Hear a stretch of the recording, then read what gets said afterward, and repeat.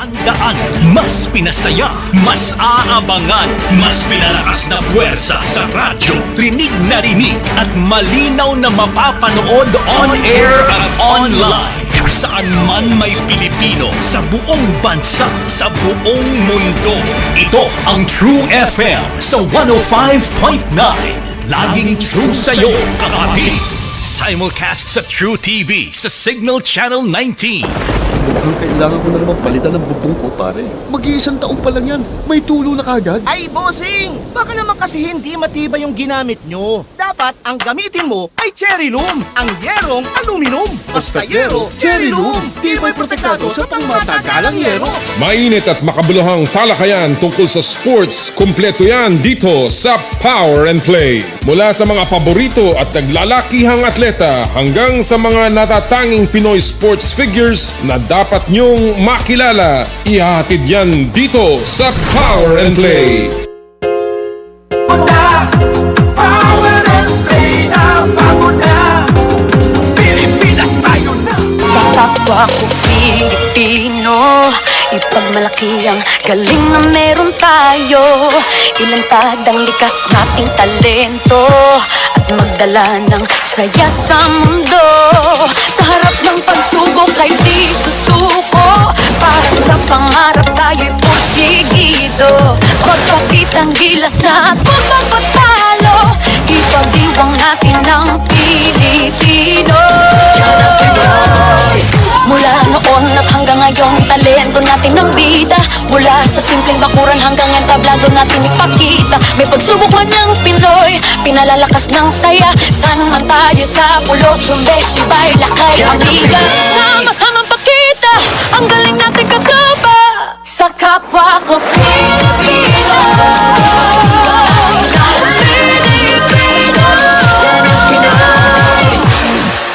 Power and Play was brought to you by Cherry Loom, ang yerong may aluminum. Cherry Tigo, love your journey. Photon, empowering the Filipino business. Joyride, ang inyong bagong kasundo. And N Plus Gold, tanda ng pagmamahal. Halina't makinig, talakayin natin ang laro. Gusto mo, pag-usapan natin, ibida ang hilig ng bawat Pilipino na merong taglay na galing. Bangon na, Power and Play na, bangon na. Power and Play. Bangon na, Power and Play na, bangon na. Pilipinas tayo na, bangon na. Power and Play na, bangon na. Bangon na, Power and Play na, bangon na. Bangon na, Pilipinas. Oh my God! It's Carlos Yulo with 2 gold medals. Power and Play with Noli Iyala. In sports, they say you're only as good as your last win. Pag-uusapan po natin kung totoo nga yan. At marami pang iba sa inyong paboritong kasalo tuwing Sabado. Kaya bango na! Power and Play na! Magandang umaga po sa inyo lahat mga kapatid. Mula Luzon, Visayas at Mindanao at sa buong mundo na nakatutok po sa ating ngayong Sabado dito sa Power and Play. Again, napakarami po nating huntahan na mangyayari dito ngayong araw pong ito tungkol sa mga samot-saring bagay sa mundo ng palakasan.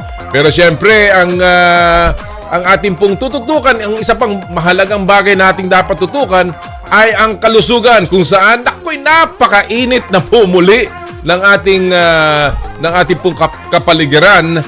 Sabi nga nila pasimula pa lamang ito ng init na ating nararamdaman. Kumukulo na doon po sa mga madalas lumabas at nakakaramdam nga ng init. At ano ba ang tamang mga payo para po sa mga mahilig mag-sports activities o kaya leisure activities na outdoor ngayon pong summer dito po sa ating bansa? Marami po tayong pag-uusapan. Kasama na rin po ang mga special guest natin ngayong Sabado ng umaga. Pero syempre, hindi po espesyal ang ating show kung hindi natin kasama ang ating kaibigan, partner, and the man for all seasons, Gilas Season. Magandang umaga, partner. Good morning, partner. Good morning sa inyong lahat. Ito po, bumalik na naman kami pagkatapos ng isang linggong pag-inilay-nilay noong nakaraang Semana Santa. Kaya ngayon, parang recharge tayo. Recharge tayo at marami tayong pag-uusapan. Tulad ng sabi mo, partner, ang daming kaganapan. Diba? Ang daming ganap. Pero alam mo, bago tayo magpatuloy dyan, parang pakiramdam ko tayong dalawa nasa peryahan. Bakit naman? Parang alam mo yung nasa may babatuhin yung bola. Babatuhin yung bola dito. Pero nakikita mo naman. M2. Benji drink. Yes. N plus gold. Yun. Ultima. Yun. At saka M2 ulit. Ayun. Parang peryang ating para sa mga nauuhaw at para sa mga tumatanda. At sa pampalakas. Pampalakas. Diba? So, pero tama yung sinasabi mo, partner, talagang recharge na recharge tayo. Pati ang mundo ng sports, no? Yeah. Kagabi, ang ganda ng mga laban sa PBA at patuloy na namamayagpag po ang rain or shine ni Las Painters.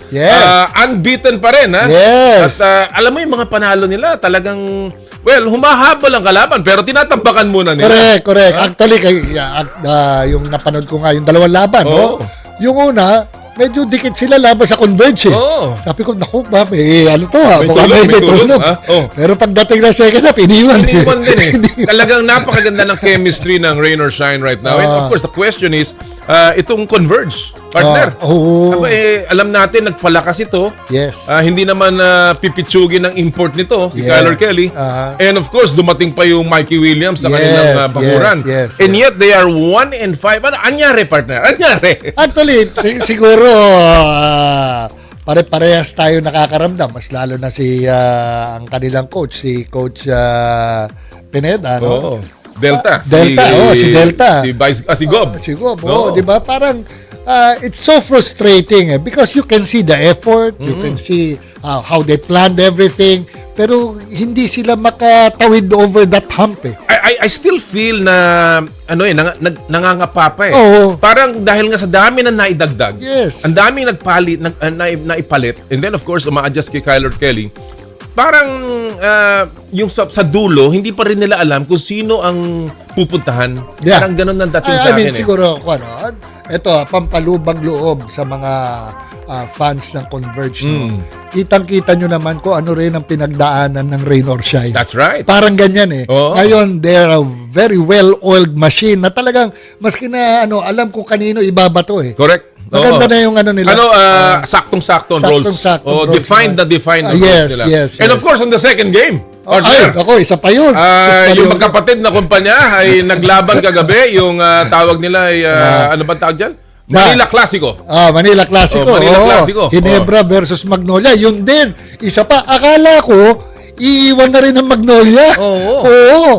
Tapos pagdating ng third quarter, bumawi. Bumawi ang Magnolia hanggang nagkapukpukan sila sa fourth quarter. Ang galing ng RJ Abarrientos. Iba. Then of course, marami nagtataka bakit daw ibinalik si Justin Brownlee despite the fact na lalaki ng mga import. Pero again, Brownlee is still showing na kahit anong laki niya mga kalabang ko, kaya niya makipagsabayan. Tama yung katulad na sinasabi natin daw sa Rain or Shine, di ba? Yung pag-gel na ng mga teammates ng Ginebra. Iba na, same thing. Similar with San Miguel, di ba? Correct. Darating din ang panahon dyan ng Converge at sila magkakaugna-ugnayan.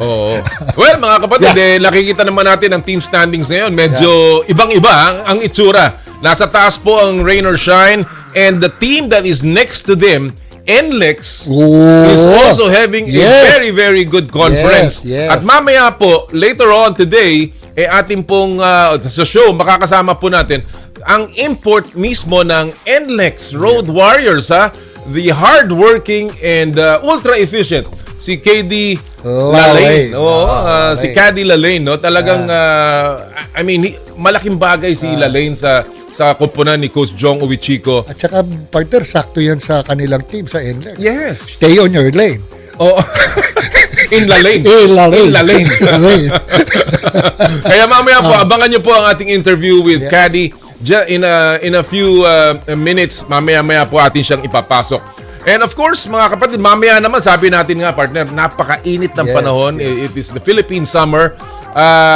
At bibigyan natin ng mga payo, tips. Yeah. At yung sasagutin natin ng mga katanungan ng mga ibang pro athletes, including leisure athletes, yung weekend warriors. Weekend warriors. Ika nga. Tayo yun. Yung mga nag-golf, yung mga Tayo mga nag-tennis, weekend warriors. yung mga tumatakbo, yung mga nasa beach. Yeah. Ano bang tama? Ngayon pong saksakan ng init ng ating panahon. Kasama po natin mamaya ang mga celebrity strength and conditioning coaches na si Jim and Tony Saret sa ating pong In the Spotlight. Mamaya po yan. Abangan nyo yung ating mga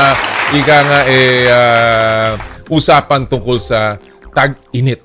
But in the meantime, alam mo, ang isang bagay na sinasabi ko kanina, parang ang isang sa sports, you're only as good as your last win Kasi ang nangyari dito sa susunod nating bisita, parang gano'n na nangyari.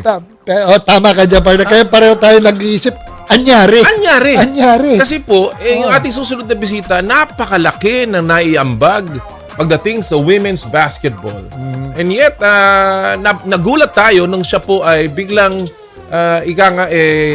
hindi natin alam kung ano nangyari. Nag-resign, nag-retire, at hindi na po siya ngayon ang head coach ng Gilas Pilipinas Women's. At yan po ang ating itatampok sa ating unang segment na What's the Score?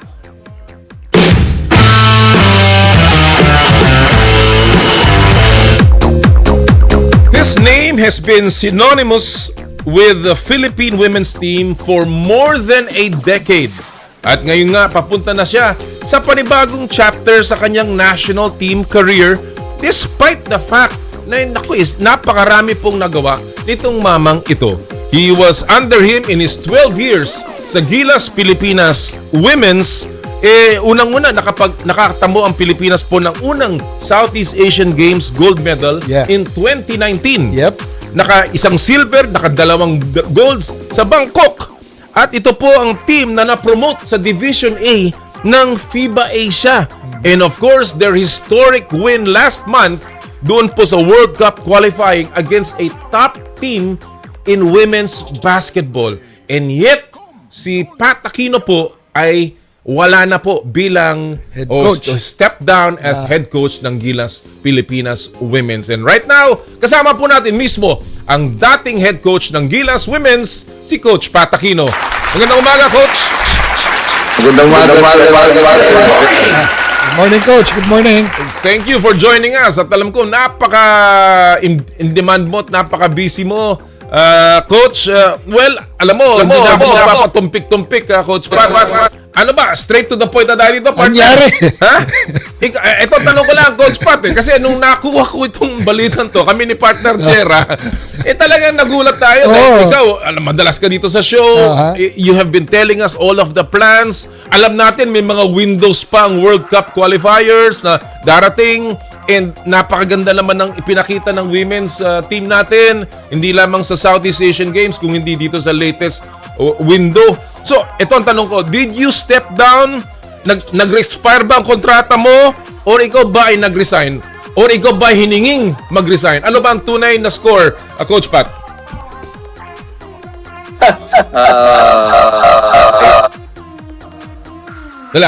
Medyo nawawala yung ating audio ni Coach Pat. Importante. Importante to. Kailangan malinaw ang audio ni Coach Pat. Ano ba to? Parang nasa loob ng drum. Hindi ko nga alam kung nasa KTV si Coach Pat. May reverb. May reverb. Coach Pat? Okay na ba? Meron ngayon, rapper naman. Rapper. Siguro baka may speaker. Siguro Coach Pat, baka may monitor. May monitor na naka-on. Tingnan natin kung pwedeng ibaba natin ng konti yung volume. Coach Pat? Hello, sir. Okay. Wala na. Hindi ka lang Martin Yebera. Larry B ka na lang. Go ahead, Coach Pat. Ano ba ang tunay na score? Yeah, good morning, sir. Well, the real score is siguro, sabihin natin po na they want me to be in the grassroots program as head of the grassroots program for the women's side. As with Coach Norman, he's the head of the grassroots program now. So I will try to help Coach Norman at the moment. So they decided they wanted to go to a new direction, and I was not part of that. And so, but I still have a contract until the end of December. And your contract is with SBP? Ganun ba, Coach Pat? Oh, nawala. Ikaw naman ngayon. Ako naman ngayon ang nag-echo. Coach? Ano po yan? Ang kontrata mo is with SBP. End of December. Pero ito, straight to the point na tayo, Coach. How did you take it? Yung sinabi sa'yo. Actually, no. Alam ko na po na medyo may plans na to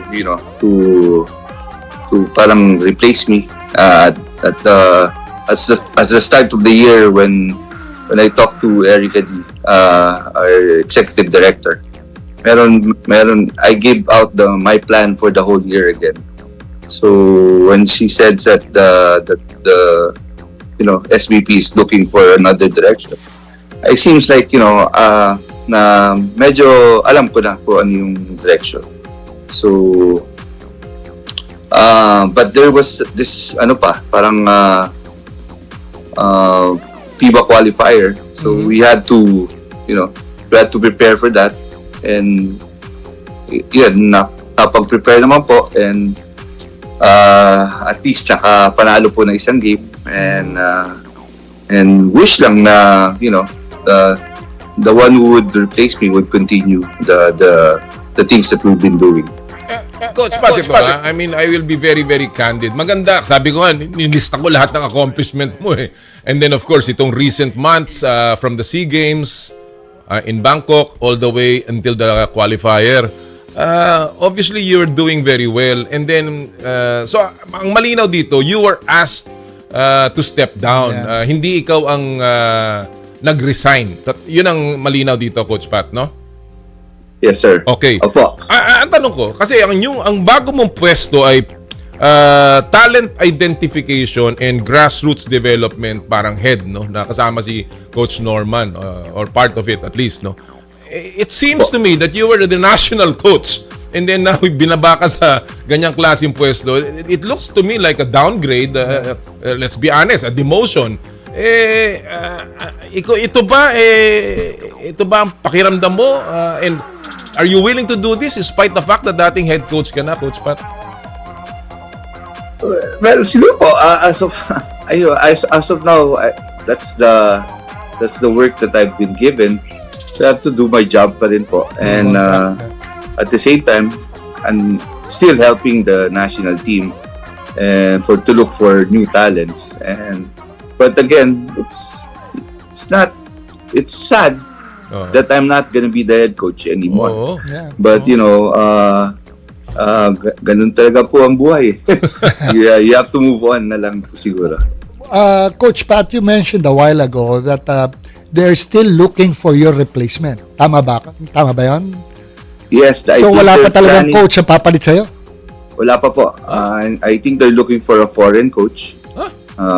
So we'll just find out soon pagka meron na po silang coach. So kung meron na, kunyari, let's say, by next week, meron nang na-appoint na replacement mo, will you still be joining the coaching staff para, kumbaga, transition, so to speak? Ay, wala po kaming napag-usapan na gano'n. I think it's gonna be talagang, they're gonna have that new management. Talagang totally bago. So even your coaching staff, wala na rin? Wala na rin, ganun ba? Wala na rin po. Talagang total overall. Revamp talaga. Anong naging reaction ng mga players, Coach? Alam ko, 12 years kayong magkakasama, at least rotating, and for instance, si April Bernardino, talagang matagal mo nang nakasama yan, di ba? Talagang nahubog sa'yo and everything. Anong naging reaction ng mga national players ng Gilas? Well, siguro na-shock din po. But at the same time, I was telling them maybe this is my last tournament for for Gilas, and hopefully sana maganda yung pakita natin. Always, mga ganun bang scenario during practice and everything. So medyo alam na rin nila na it will be our last hurrah. But then again, they're saddened na mawawala kami. And sana nga lang daw tuloy-tuloy pa rin yung programa. I mean, maging okay pa rin. Well, okay, let's look at your journey sa Gilas Women's, Coach Pat. 12 years, sabi ko, ang daming achievements, medals, gold medals, historic victories, breakthroughs. Pero along the journey, obviously, napakarami rin challenges. What was the hardest part ng takbo mo as Gilas Pilipinas Women's head coach? Yung paghubog ng team na yan, what was the hardest part? Probably the hardest part is, really looking for talent. As a fact na konti lang po talaga yung talent or pool of talents ng babae. So we had to really go out and search for new ones, and it was a good idea na meron tayong youth program na nakukuha natin. So nakakakuha po tayo nakakapag-translate na po tayo ng youth players to senior players. So that was one good, and then siguro yung before talaga hirap na hirap kami sa support ng funding, syempre.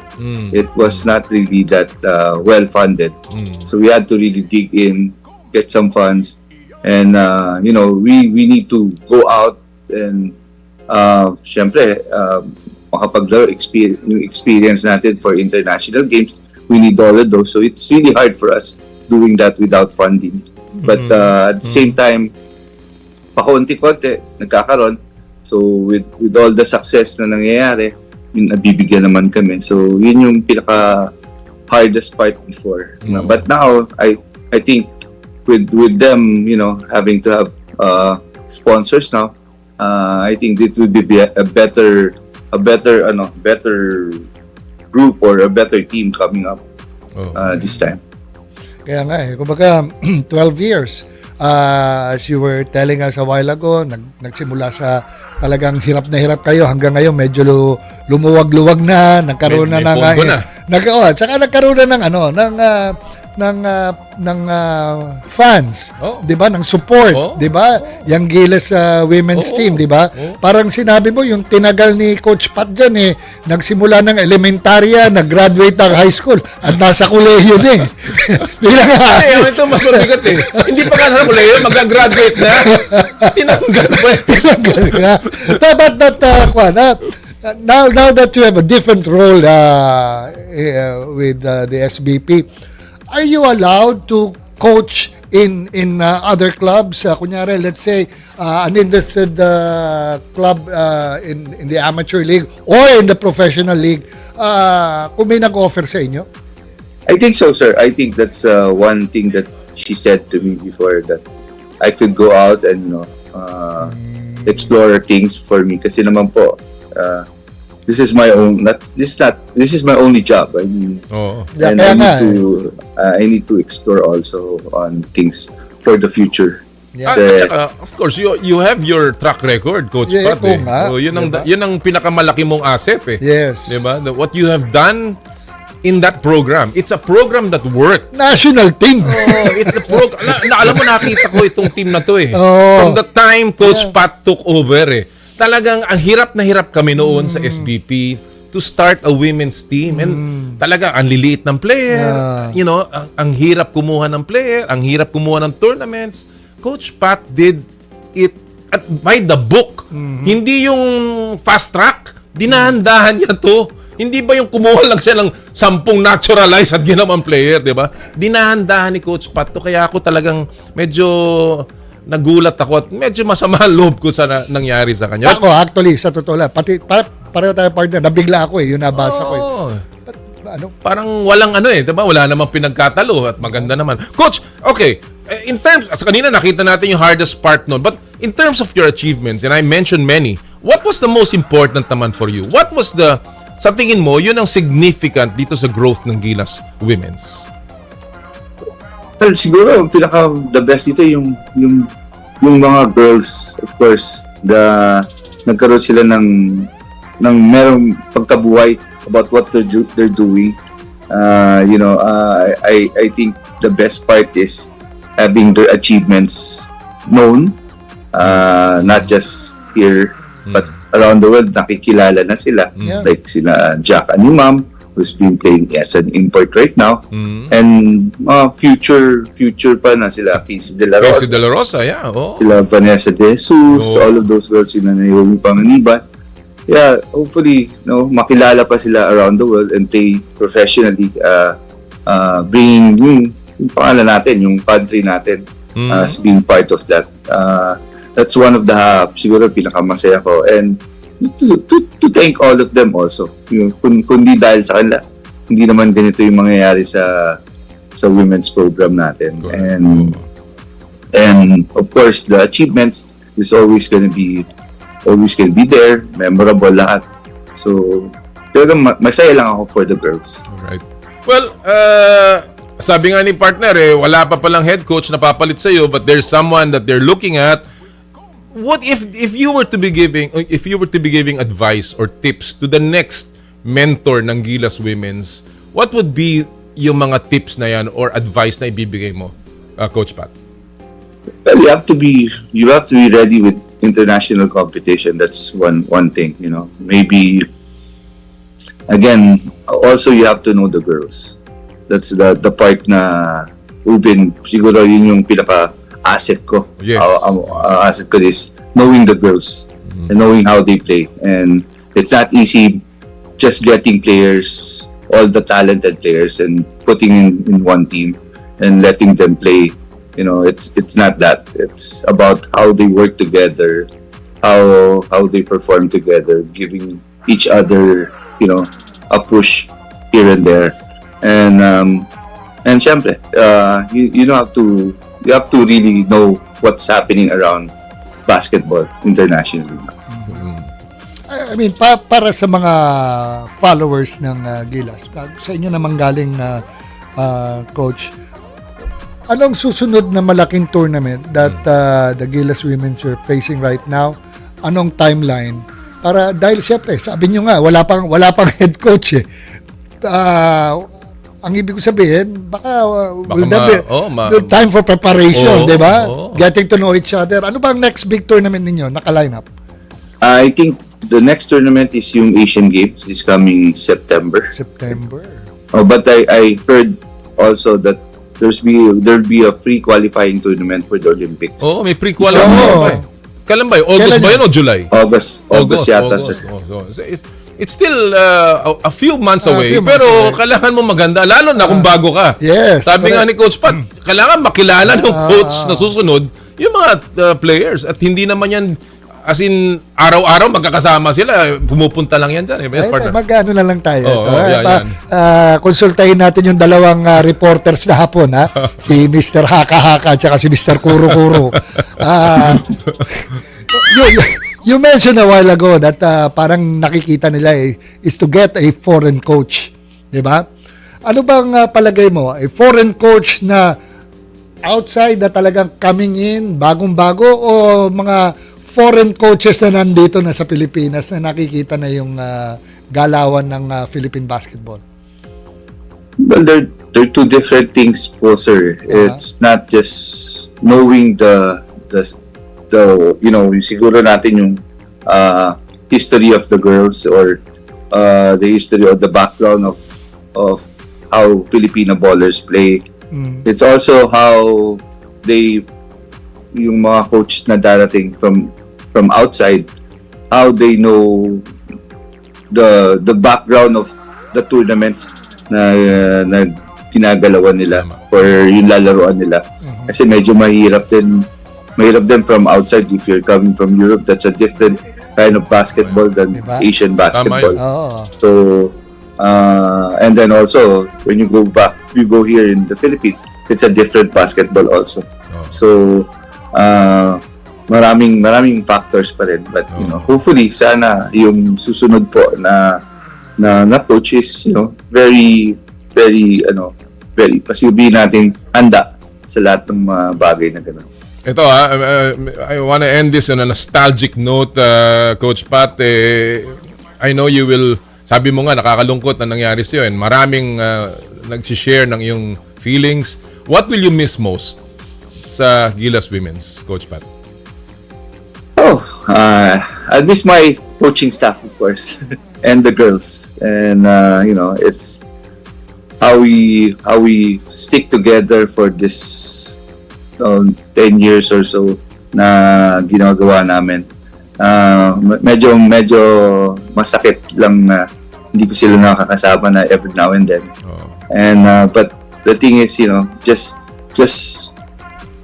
proud lang sa mga ginawa namin. Proud lang sa girls, and sana mapagpatuloy nila yung mga nagawa namin, hopefully.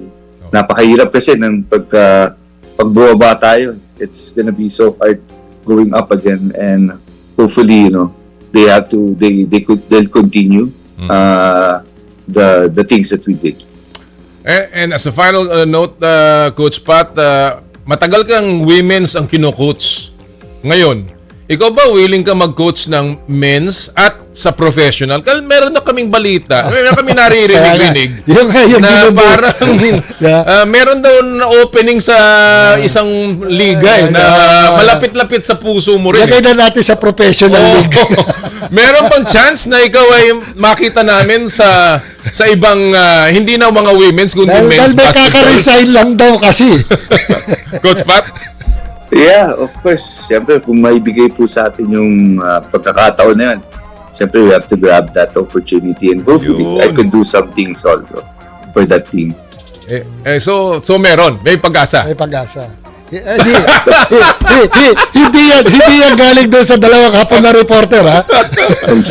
Straight from the horse's mouth ito, mga kapatid. Hindi si haka-haka siguro. Pero ayaw na natin banggitin. Siyempre, ayaw nating maunsame yung usapan na yan. But, alam mo, sabi nga nila, when a door closes, a window opens. And obviously, ikaw, Coach Pat, you deserve all the success. Alam ko kung gaano ka hardworking. And alam mo, ang relationship niya sa mga players niya, very personal. That's the thing. Very personal, very professional. Kaya, Coach Pat, I know you will still go way into your career as a successful coach. And sana nga, makita namin ikaw sa susunod mong chapter sa pagko-coach. Again, thank you for your service, and congratulations, Coach Pat. Thank you, Coach. Maraming salamat po. Mga kaibigan, ang dating head coach ng Gilas Pilipinas Women's na ngayon ay nasa posisyon ng grassroots development ng SBP. Pero sabi nga niya, pwede naman mag-coach sa ibang ball club, di ba? Galing sa malay mo, di ba? Alam mo yan, ganyan talaga ang buhay. Kaya, ika nga, hantay-hintay lang tayo. Sa susunod na kabanata. Malapit na yan dahil kaka-resign lang Kaka-resign lang. Kaka-resign. Imposible naman walang head coach yun.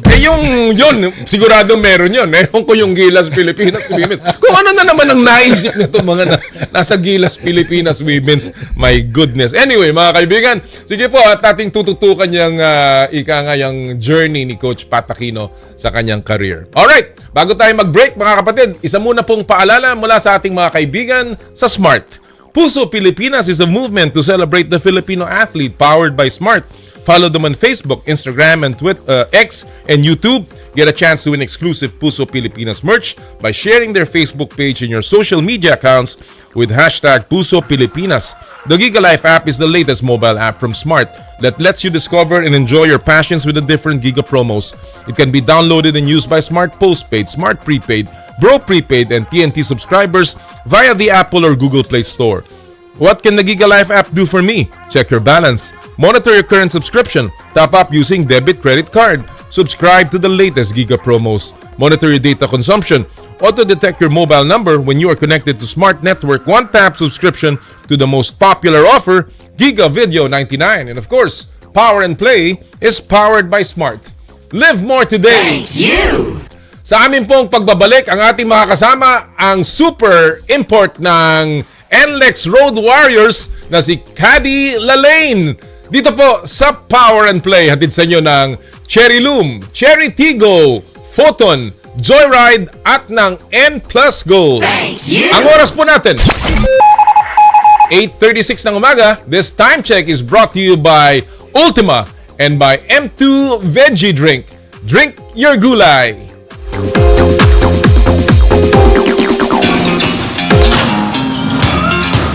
To be a voice of my generation, to inspire resilience in the face of roadblocks. And in sharing my stories, I let others share in my passion.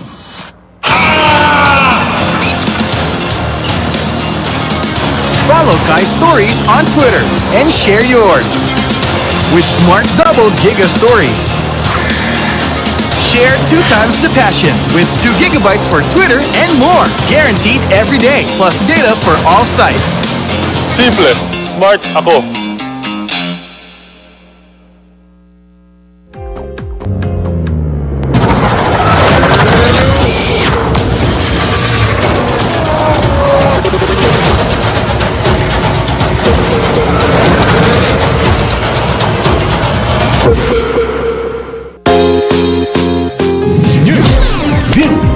Public service, entertainment on 105.9 True FM. Laging true sa'yo, kapatid! With Technogas Technique, cooking isn't just about making meals. It's about creating moments. Discover safe, durable, and high-performing kitchen appliances built to last with Technogas Technique. From cooking ranges and range hoods to built-in hobs, ovens, and other kitchen appliances, Technogas Technique is designed to bring elegance and efficiency to your kitchen. Experience Italian kitchen excellence with Technogas Technique, your cooking partner. That's the Technogas Technique. Tag-init na naman at kakambal niya ng iba't ibang klase ng sakit gaya ng tigdas, sore eyes, heat stroke at iba pa. Paano nga ba makakaiwas at makakatugon sa mga ganitong klase ng sakit? Pag-uusapan natin yan kasama ang inyong lingkod, Ruth Cabal, sa Good Morning Bayan. Alas 4 hanggang alas 6 ng umaga, dito lang sa 105.9 True FM. Laging true sa'yo, kapatid. Bianca De Vera here. When I enter a room, napapatingin sila because my skin says I'm here. Kasi I use Silka Green Papaya Soap, boosted with green papaya enzymes. With regular use, kitang-kita ang Cutis Silka in as early as 7 days. Bianca De Vera po! Kitang-kita ang Cutis Silka ko with Silka Green Papaya Soap. Whitens in as early as 7 days with regular use. Silka Green Papaya Soap. May issue ka ba sa batas? Tutok na sa Basta Batas! Kasama sina Jen Galvez, Rico John Ferrer at attorney ng bayan, attorney Edward Chico. Samahan ang Basta Batas sa bago nitong time slot tuwing Sabado, alas 2 ng hapon sa mga piling himpilan ng Vanguard Radio Network. Kasama ang Big Sound FM at Big Radio, 1188 DZXO AM at 3095 DWMG AM. Mapapanood at mapapakinggan na rin tuwing Sabado sa 1PH, True TV at True FM simula alas 2 ng hapon. Sundan kami sa Facebook, YouTube, TikTok, Spotify, and X. Hindi mo alam? Ibasta batas mo! Bianca De Vera here. When I enter a room, napapatingin sila because my skin says I'm here. Kasi I use Silka Green Papaya Soap, boosted with green papaya enzymes. With regular use, kitang-kita ang Cutis Silka in as early as 7 days. Bianca De Vera po! Kitang-kita ang Cutis Silka ko with Silka Green Papaya Soap. Whitens in as early as 7 days with regular use. Silka Green Papaya Soap. Balita, impormasyon, public service, entertainment, music, inspiration. Totoo, tunay, tapat. Ito ang True FM sa 105.9. Laging true sa'yo, kapatid. Simulcast sa True TV sa Signal Channel 19. Mukhang kailangan ko na naman palitan ng bubong ko, pare. Mag-iisang taon pa lang yan. May tulo na kagad. Ay, bossing! Baka naman kasi hindi matibay yung ginamit nyo. Dapat ang gamitin mo ay Cherry Loom, ang yerong aluminum. Basta yero, Cherry Loom. Tibay protektado sa pangmatagalang yero. Power and Play with Com Noli Iyala.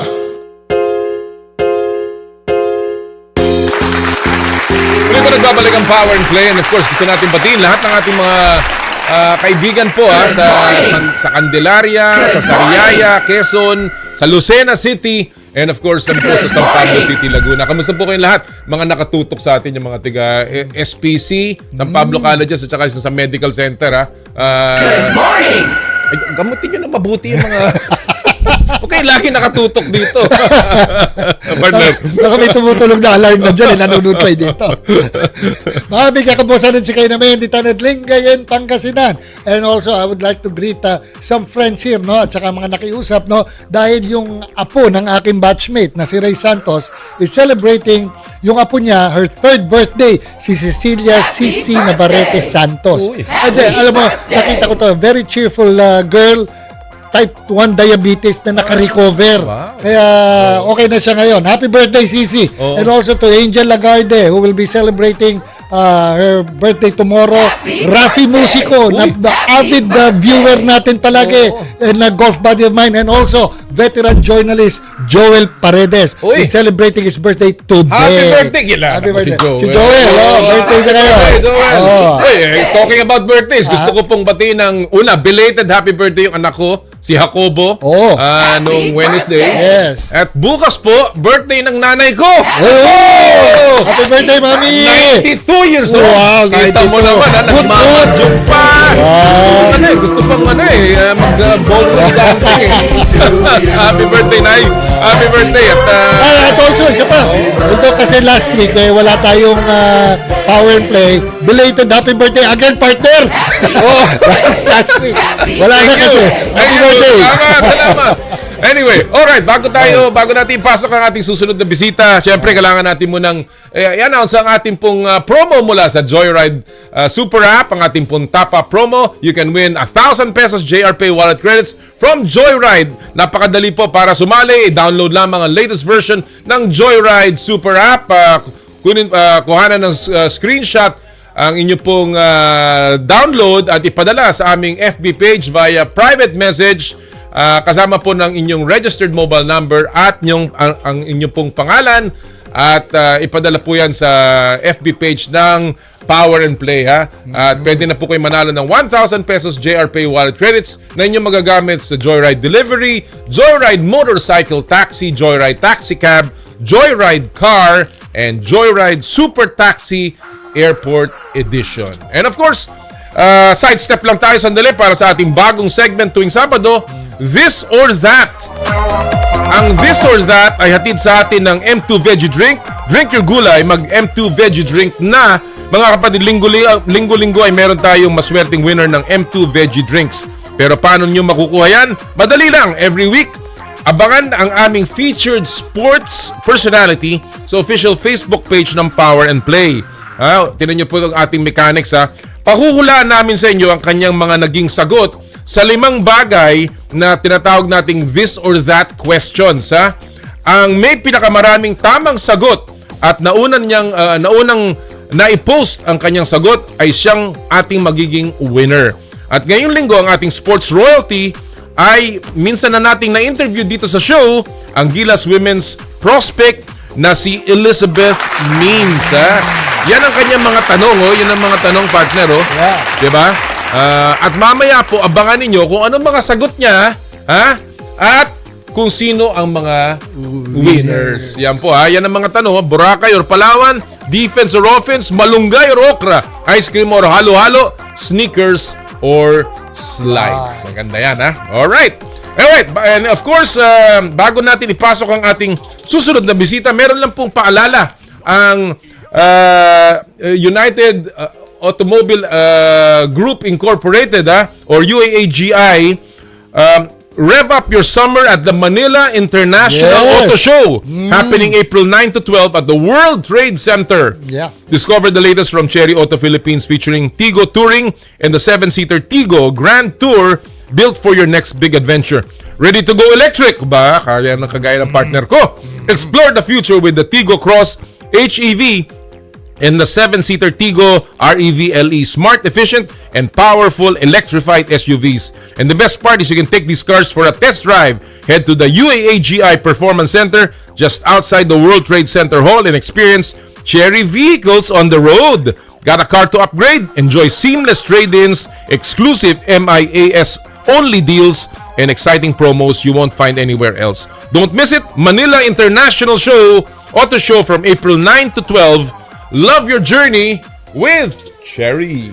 Partner, idagdag ko lang, yung mais na yan, Manila Automotive International Show. Alam mo, hanggang bukas po yan, hanggang bukas. Hanggang bukas. Abay, pinipilahan ngayon yan. Siyempre. Ang daming pupuntahan. Siguro yung tama nang sabi mo, partner yung mga tao ngayon talagang tinitingnan nila yung benefits ng plug-in hybrid, full EV, at saka mga hybrid vehicles. It's being dominated by Chinese cars right now. Kasi naman sa taas ng gasolina at ng crudo, talaga naman pong dinudumog ang electric. Pero again, mga kapatid, ang importante ngayon ay magtipid. Medyo, kung hindi naman po kailangan bumiyahe, zoom na lang kayo. Ganon. Or di kaya, ayusin na lang yung schedule nyo, isang buong araw, nasa labas kayo. Actually, maluwag nga ang traffic ngayon, di ba? Sobra. Sabi, yun lang ang solusyon pala para mawala ang traffic. Taasan ng gasolina. Alright, well, hindi po gasolina pag-usapan natin sa susunod na segment, kung hindi basketball. And one team is starting to make noise in the PBA Commissioner's Cup Conference, where they are now making a franchise, it's a franchise best start for the NLEX Road Warriors, and a lot of that has to do with their super efficient and hardworking import. And he is with us today in this next segment, Mr. Cady Lalanne. Good morning, Cady. Good morning, guys. How you doing? Hi, good morning. Thanks for joining us. I know you have practice, so we'll try not to keep you away from a penalty from Coach John. No, but of course, you are a journeyman. You've been all over the world, but is this your first time in the Philippines, Cady? Well, this is my second time. I've been here before. We played like preseason here. I was with a team in Korea. Yep. We came here for like preseason tournament, played here, and so that was my first one. So this is my second time officially being here. How do you like the Philippines so far? Yeah, it's been great so far. I love the hospitality. I like that. You walk down the street, people talk, people say hello. It feels back, like the old days. When people put their phone down, they kind of talk, interact with each other. So I like that a lot. Only the traffic makes it hard here. What about it's easing up right now because of the high fuel prices? What about the heat? What about the heat? Is it something that you can bear? Yeah, the heat's no problem. I mean, because I live in Florida, so the weather here and the weather in Florida is almost the same. So subtropical. So this is my type of weather I like. I just don't like the cold too much. You live in Florida. You grew up in Florida, but you were born in Haiti. Cady, you transferred at 7 years old, I understand. So I want to ask, people are asking, who's Cady? Who's Cady Lalanne? So how did you get interested? Who got you interested in basketball when you were young? Really, it's like my friends in the neighborhood, when I was younger, just being a kid outside, running around, causing trouble. And then all of a sudden, my friends, they actually played basketball, and it was actually pretty good. Were you tall? Were you tall already as a young boy? Yeah, I was already pretty much tall. Like when I was in the 5th grade, I was probably like 5'10", 5'7" already. So I was the average height of a grown man at that age. So it made complete sense to start picking up basketball, and that's what I did. And from my friend playing basketball, I ended up playing basketball, and from there, fell in love with the whole process of trying to get better. Partner? Yeah, but you as you said a while ago, this is your second time. You played for the Meralco Bolts, right? Yeah. Yeah. Yep. So, how was your experience with the Bolts compared to the NLEX right now? Experience with the Bolts was great. It was great. Everything. I have nothing bad to say about it. So when I went there, all the players grasped me with open arms, and the coaching staff, everybody from the management. So I mean, and with NLEX is the same thing. It's almost like carbon copy of each other, but a little bit different. And it's been the same thing. The players here also been super welcoming. Made me feel at home while I'm here. And NLEX been doing that since I've been here. Made me feel at home, and I appreciate them being okay with me playing with Morocco. So it was a great experience, and I enjoyed it. Are there other sports that you play, growing up other than basketball, Cady? Really, I dabbled in a whole bunch of other sports, but nothing serious. Nothing serious. Yeah, because basketball is inside you have air conditioner, you're inside the building. You know what I mean? Everything looks good. I played football. Yeah. Yeah, played football. Tried some soccer. Tried baseball. Of course, every sport you could think that's outside. We're running track. I did as a kid. Where I grew up in my neighborhood, that's what we did. We was all pretty much athletes. And but with that, I could jump higher than you, or I'm strong. So obviously, yeah. But outside of sports, were there hobbies that you played when you were not playing basketball? Yeah, outside of sports, really, like I love real estate and business. So like real estate business.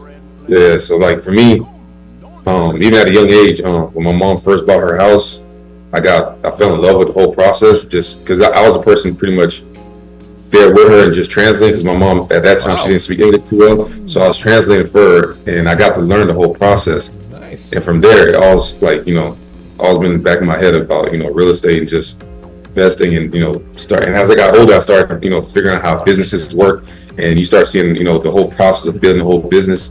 Wow. I just fell in love with it. Terrific.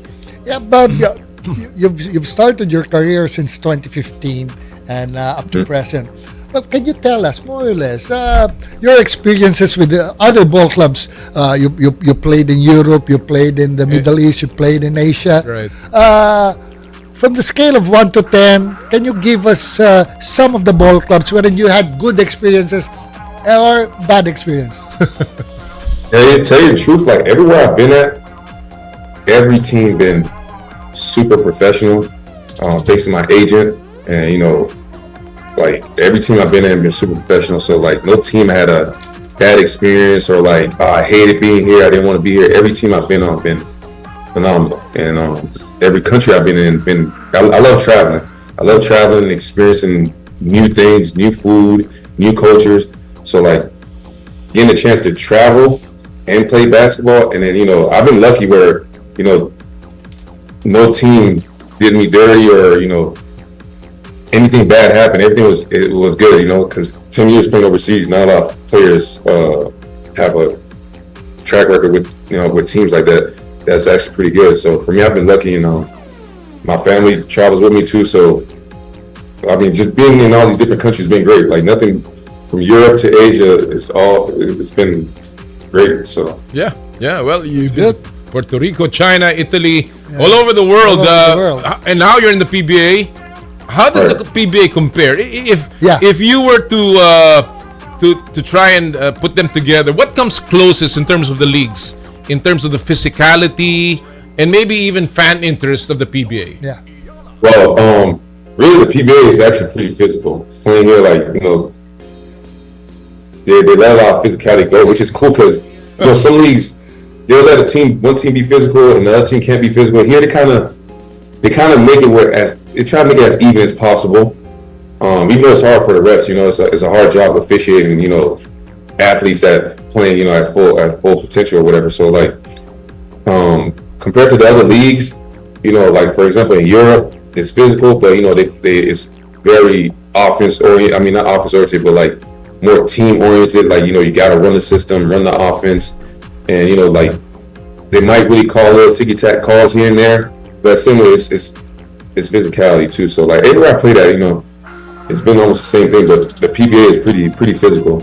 Well, what about officiating? Have you adjusted to the PBA style of officiating?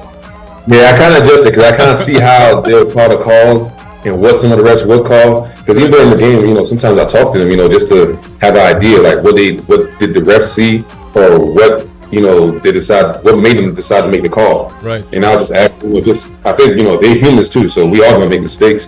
So I just ask them to see like, ref, what happened there? It's all okay. So then I get an idea like, all right, what the refs are actually looking for, so I could probably draw some more fouls, or what the refs are not looking for, where I could probably get away with like, all right, maybe I might have to do this real quick to stop drafting scoring a basket. So you get to learn a little bit more as you talk to the refs. I think, approach them like they're humans, like some people approach them like, start yelling, cursing at the refs. I think that's the wrong approach. Even though, we might get mad or it might be in the emotion at that time, but for me, I kind of more approach the refs like, I'm gonna talk to you as long as respect, a big respect level. So I respect them and I hope they respect me and we can conversate and then keep it pushing. Yeah.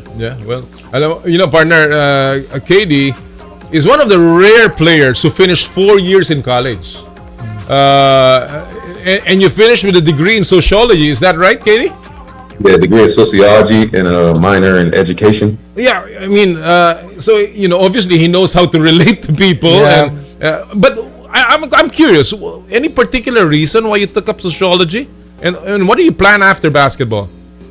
Really, sociology. The reason why I took sociology because I'm fascinated with how like humans work, and especially like in group settings. And knowing that I was going to be in a group setting with jobs and all that, just understand how like a whole group of humans work and why they do certain stuff and why they say or act.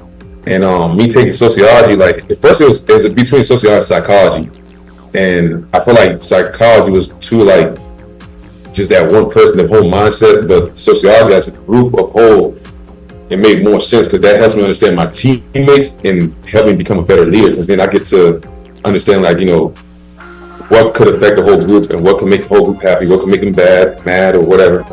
And with that, taking sociology, it actually helped me when I came overseas to adapt. So it helped me learn to pay attention, see what's going on. Because every coach is a little bit different. You can't come like the same thing you do in America, think you're gonna come here and do the same thing here. It's two different cultures. You can't do that. Yeah. So being a social major helped me really understand, how to really adapt with different cultures around the world, and how to adapt with different people.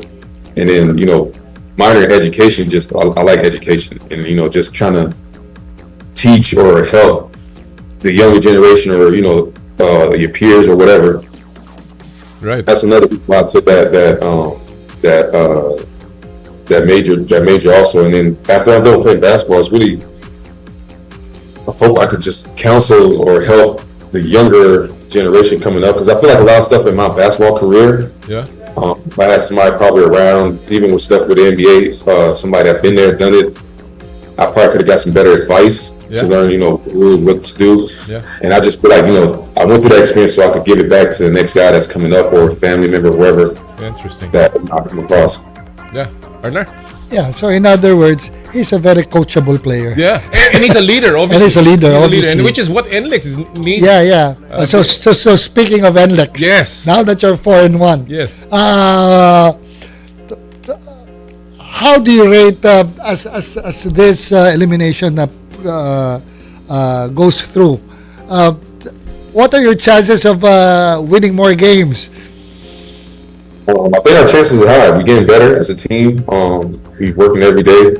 The coaches are doing a tremendous part on their side, making sure the game plan set up, and if plan A don't work, we got plan B.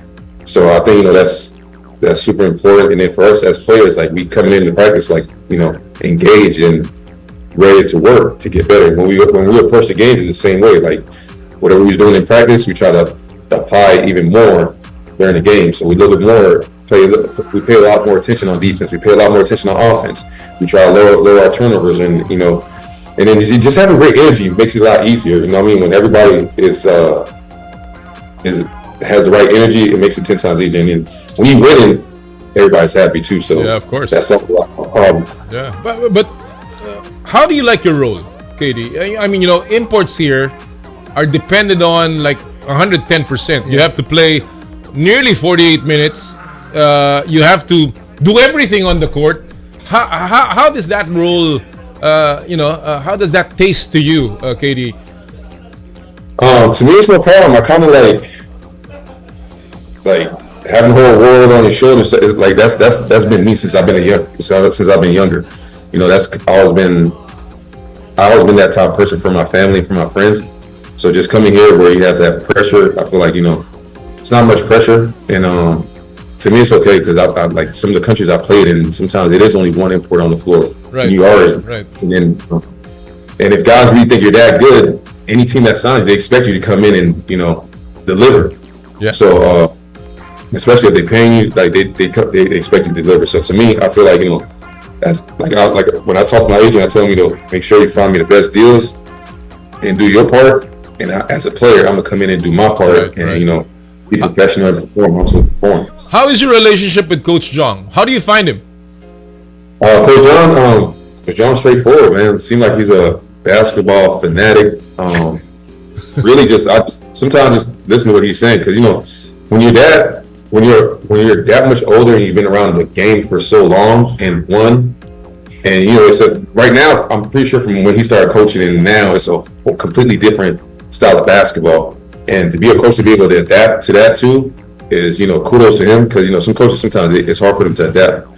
And the fact that he adapted to the style of game, how the game going now, and then some of the stuff that he says or like small little details, I'm like, that I'm gonna put this in my in my memory bank.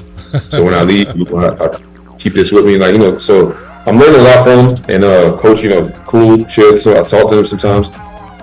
Yeah. But, Yeah, among the other imports, who impresses you most? Other imports? Give three. Yeah. Three. Obviously Bobo just being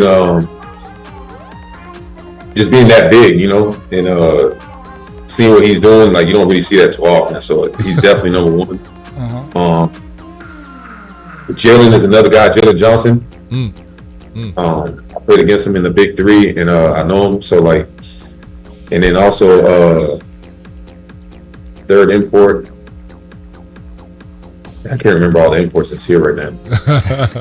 At least the ones that you've played against so far. Yeah. So that would be Cady Lalanne.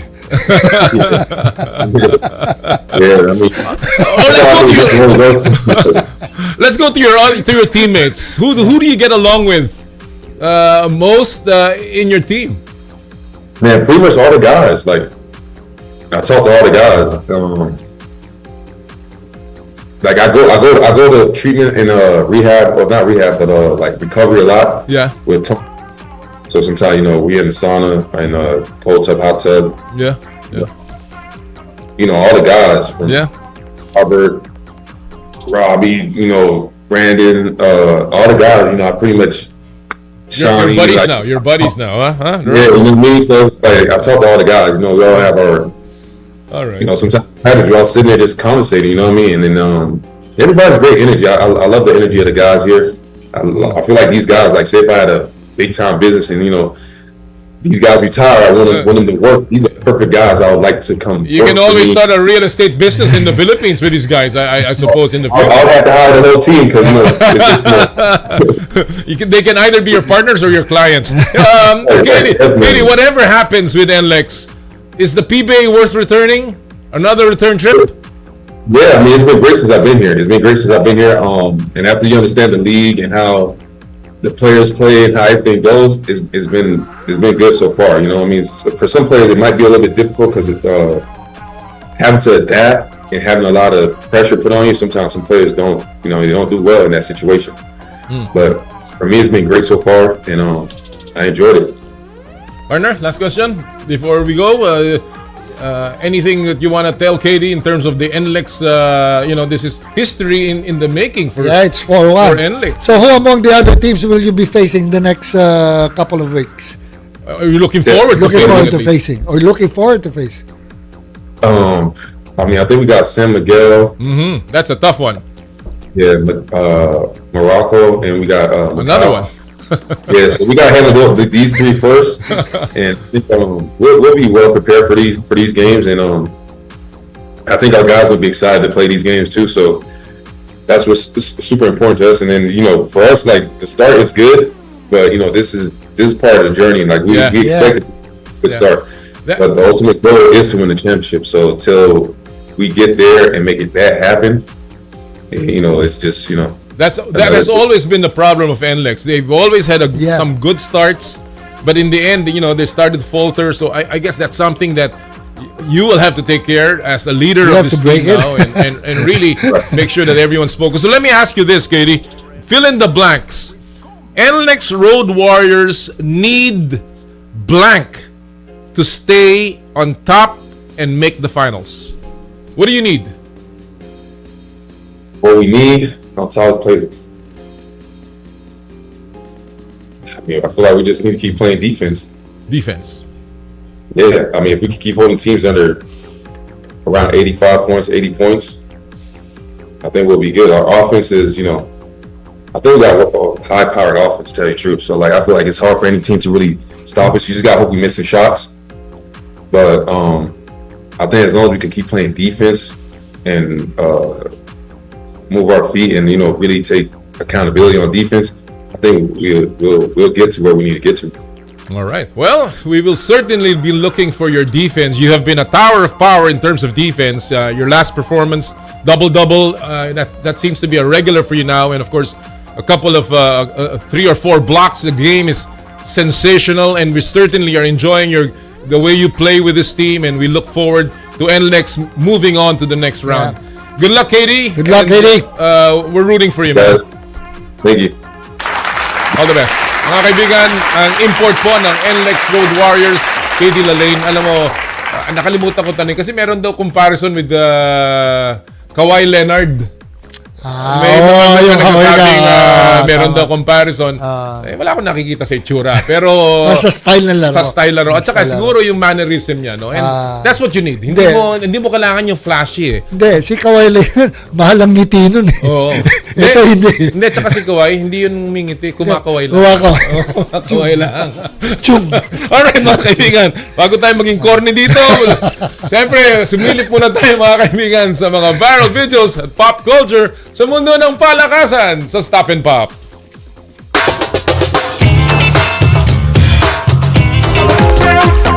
Ang title po ng video natin ay Aura. Uy, Aura. Panoorin po natin ito ha. Tiyak ilang beses niyong uulit-ulitin itong video na ito ni Robert Anthony Cruz ng Savannah Bananas. Ayun kita mo naman. Ang normal na baseball catch, nilagyan niya ng extra flair. Panoorin niyo ulit ha. Hop! Tapos may ganun pa. Kita mo, hindi lang backflip, may superhero landing pa. Pang Marvel superhero. Ito ba yung tinatawag ng mga kabataan na Max Aura? Ito ang Stop and Pop. Ayos. When we return, it will be Casio Bash time. At mamaya po, mga tips ng ating celebrity coaches, si Jim and Tony Saret, patungkol po sa summer activities natin ngayong tag-init. Kaya wag po kayong alis. Ito po ang Power and Play. Hatid sa inyo ng Cherry Loom, Cherry Tigo, Photon, N Plus Gold at ng Joyride. Ang oras po natin 9:08 ng umaga. This time check is brought to you by Ultima at ng M2 Veggie Drink. Drink your gulay. I dare to dream big, to be a voice of my generation, to inspire resilience in the face of roadblocks. And in sharing my stories, I let others share in my passion.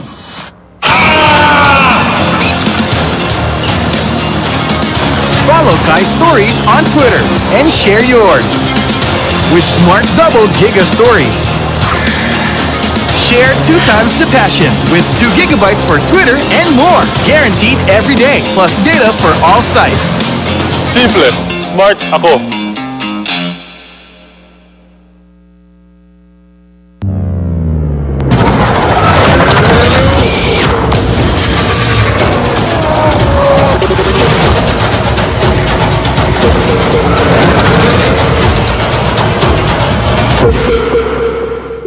Salamat po dahil saan man ang True FM. Naroon din kayo sa 105.9 na tayo. Dito tayo sa totoo.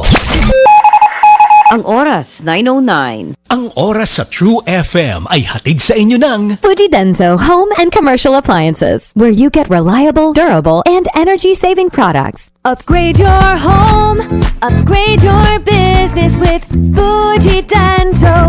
Quality above all. Kapatid! Are you ready for summer? Ito na ang True na magpapainit ng summer mo! Watch the temperature rise as you enjoy surf, sea, and sand sa Kapatid Red Hot Summer Beach Party! Let's go at at maki-beach party sa San Juan Beachfront, malapit sa Mona Lisa Surf Resort at sa Dalaud. April 25, 2026, Sabado simula 11 a.m. Kapatid Red Hot Summer Beach Party! Ang daming ganap sa mga booth ng ating kapatid partners! Siyempre, move and groove tayo with your favorite kapatid artists, true FM anchors at ang hot performers ng LU! Tara! Masaya to! Put on your best beach OOTD at tapatan ng init! Kapatid Red Hot Summer Beach Party! Hatid sa inyo ng TV5 at 105.9 True FM! Malapit na! Celebrate the lives of your fallen family heroes at Tahanan ng Alaala in Himlayang, Pilipino. We offer premium memorial service by providing 24 hours personalized customer care with flexible funeral and chapel accommodation packages. At Himlayang, Pilipino, we give honor to the heroes of your lives. For inquiries, you may contact us at 0968-896-4850 or 0917-713-5034 or visit us at www.himlayangpilipino.org. Himlayang Pilipino. Abangan sa Dear Kuya Poy. Hindi raw issue ang edad sa jowa ni Iya. Ang mahalaga raw kay Tony ang ugali at kung sino para sa kanya si Iya. Yun nga lang, hindi tuloy alam ni Iya kung pinapagaan lang ba ni Tony ang loob nito dahil alam niyang may insecurities ang kanyang kasintahan. Alamin ang buong kwento at ang payo ni Kuya Poy dito lang sa Heart to Heart. Alas 11:30 hanggang 1:00 ng hapon sa 105.9 True FM. Laging true sa'yo, kapatid. One force, on air and online. One commitment to Filipinos here and wherever in the world. One voice, adhering to the truth. Sama-samang nagpapakatotoo sa balita, sa kwento, sa serbisyo. Ito ang 105.9 True FM. Simulcast on True TV sa Signal Channel 19 and on TrueNetwork.ph. Laging true sa'yo, kapatid.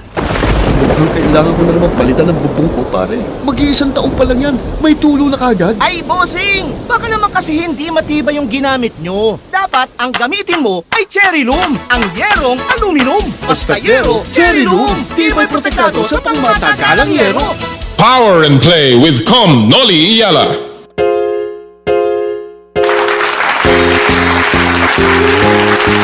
Muli pa nagbabalik ang Power and Play in our second hour and syempre, bago po tayo magpatuloy, syempre kailangan natin magpasalamat sa lahat po ng mga tagapagtaguyod ng Power and Play. All of these 8 years na po natin, malapit na tayo mag-anniversary na naman. Kaya marami po salamat sa lahat po ng patuloy na sumusuporta sa inyong favorite show tuwing Sabado. Unahin ko na po of course, si paring Elmer Ngo ng Cherry Loom, ang yerong may aluminum. Sa ganitong pabago-bago ang panahon, ngayon sobrang init na. Kailangan natin na matibay at protektadong bubong. Dapat ang bubong ay yerong may aluminum. Kapag may aluminum, tsak na pang matagalan. At isa lang, alam kong di kalidad na yerong may aluminum, yan ang Cherry Loom, tibay protektado sa pang matagalang yero. Cherry Loom, ang yerong may aluminum. Thank you! Mileage Asia Corporation, roofing the nation with Cherry Loom, galvanizing the industry with Sumo brand GI sheets. Thank you! Photon, empowering the Filipino business.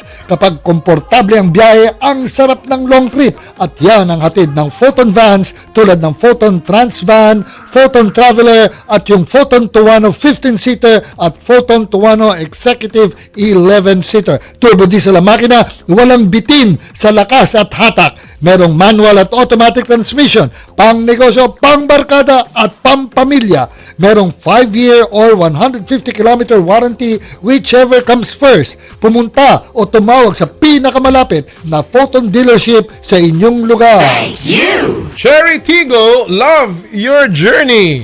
Cherry Auto Philippines has given motorists yet another reason to switch to its 7-seater all-new Tigo REV Luxury Edition SUV. The all-new Tigo REV LE has posted a best-in-class fuel efficiency rating of 84.28 kilometers per liter gasoline equivalent following a fuel eco run conducted by the DOE in 2025. According to the DOE test results, the Tigo REV LE topped its class among vehicles evaluated across plug-in hybrid, diesel, and gasoline categories. The Tigo REV LE has 1.5 turbocharged engine. It offers a combined electric and hybrid driving range of up to 1,400 kilometers on a full tank and charge. The model also comes equipped with multiple safety and driver assistance features, including advanced driver assistance systems, adaptive cruise control, and a 540-degree camera system.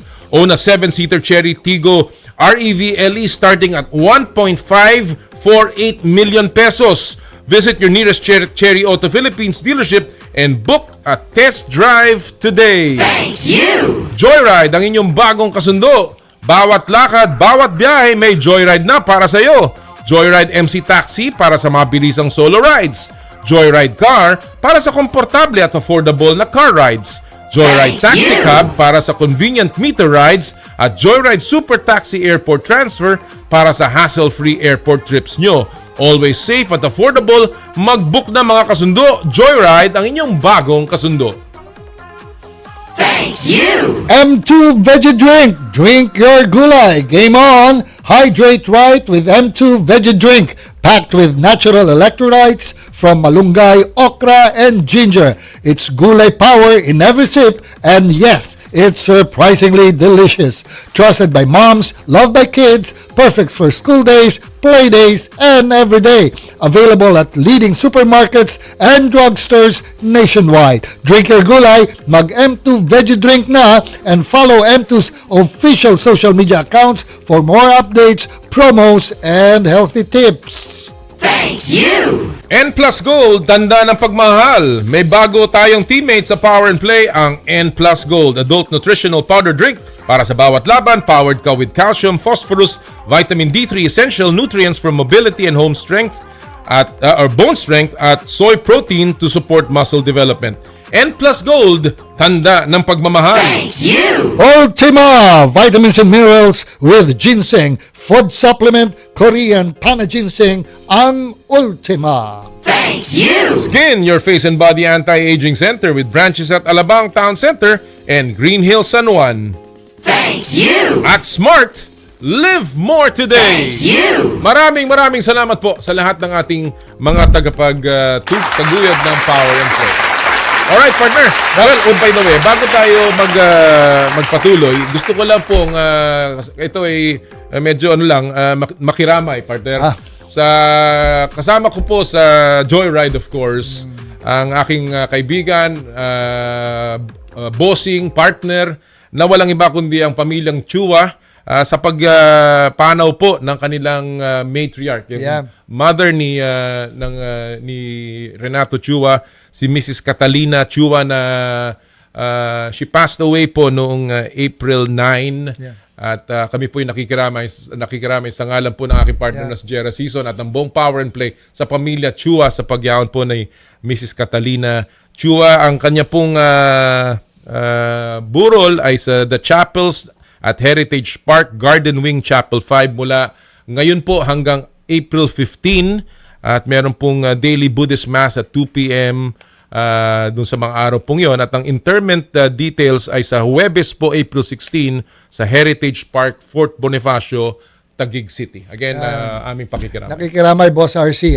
Nakikiramay po kami. Alright. At this point, mga kapatid, syempre, medyo cambio tayo ng konti para pag-usapan natin ang mga masasayang balita and of course, mga trending topics sa inyong paboritong Casio Bash.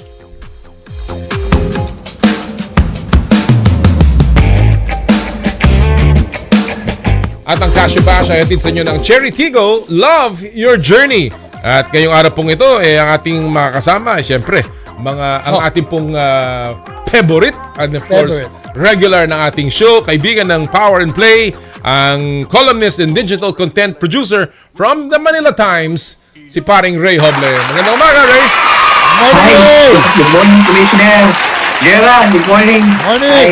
Siyempre, alam mo, Rey, ikaw ang bagong, siyempre, after the Holy Week, alam naman natin to si Rey, madasalin din at kaya, but ito maganda yung ipinakita, partner, Rey, ni Carl Eldruyulo sa World Series ng FIG Artistic Gymnastics. Ngayon, nasa finals na naman siya ng doon po sa Croatia naman. Nung nakakuha na ng bronze yan sa Cairo, nakakuha ng ginto sa Turkey.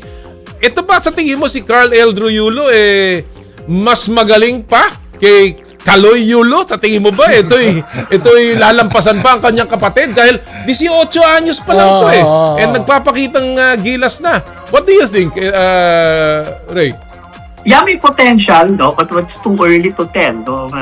Diba? Kasi si Kaloy is more of parang hindi naman ganun kaagad na made his presence felt Pero itong kapatid, no? Somehow, medyo nagpapakita ng potential and mukhang maganda naman. Mukhang maganda yung chance na we cannot may tell. Blueprint na siya yung kapatid niya Exactly. At saka yung motivation. At saka yung kanyang pag-idolize. Kasi may rin parang syempre may gusto rin something to prove din, di ba? Oo Kaya, well, we're very happy for the Yulo family dahil syempre, dalawa-dalawa yan. And we're looking at possibly dalawang Yulo sa Olympics, partner? Dulo na yun, dahil dalawa Hindi na Yulo. Hindi na Yulo. Mag-isa lang siya, Yulo. Pero dalawa. Dulo. Lang yan talaga.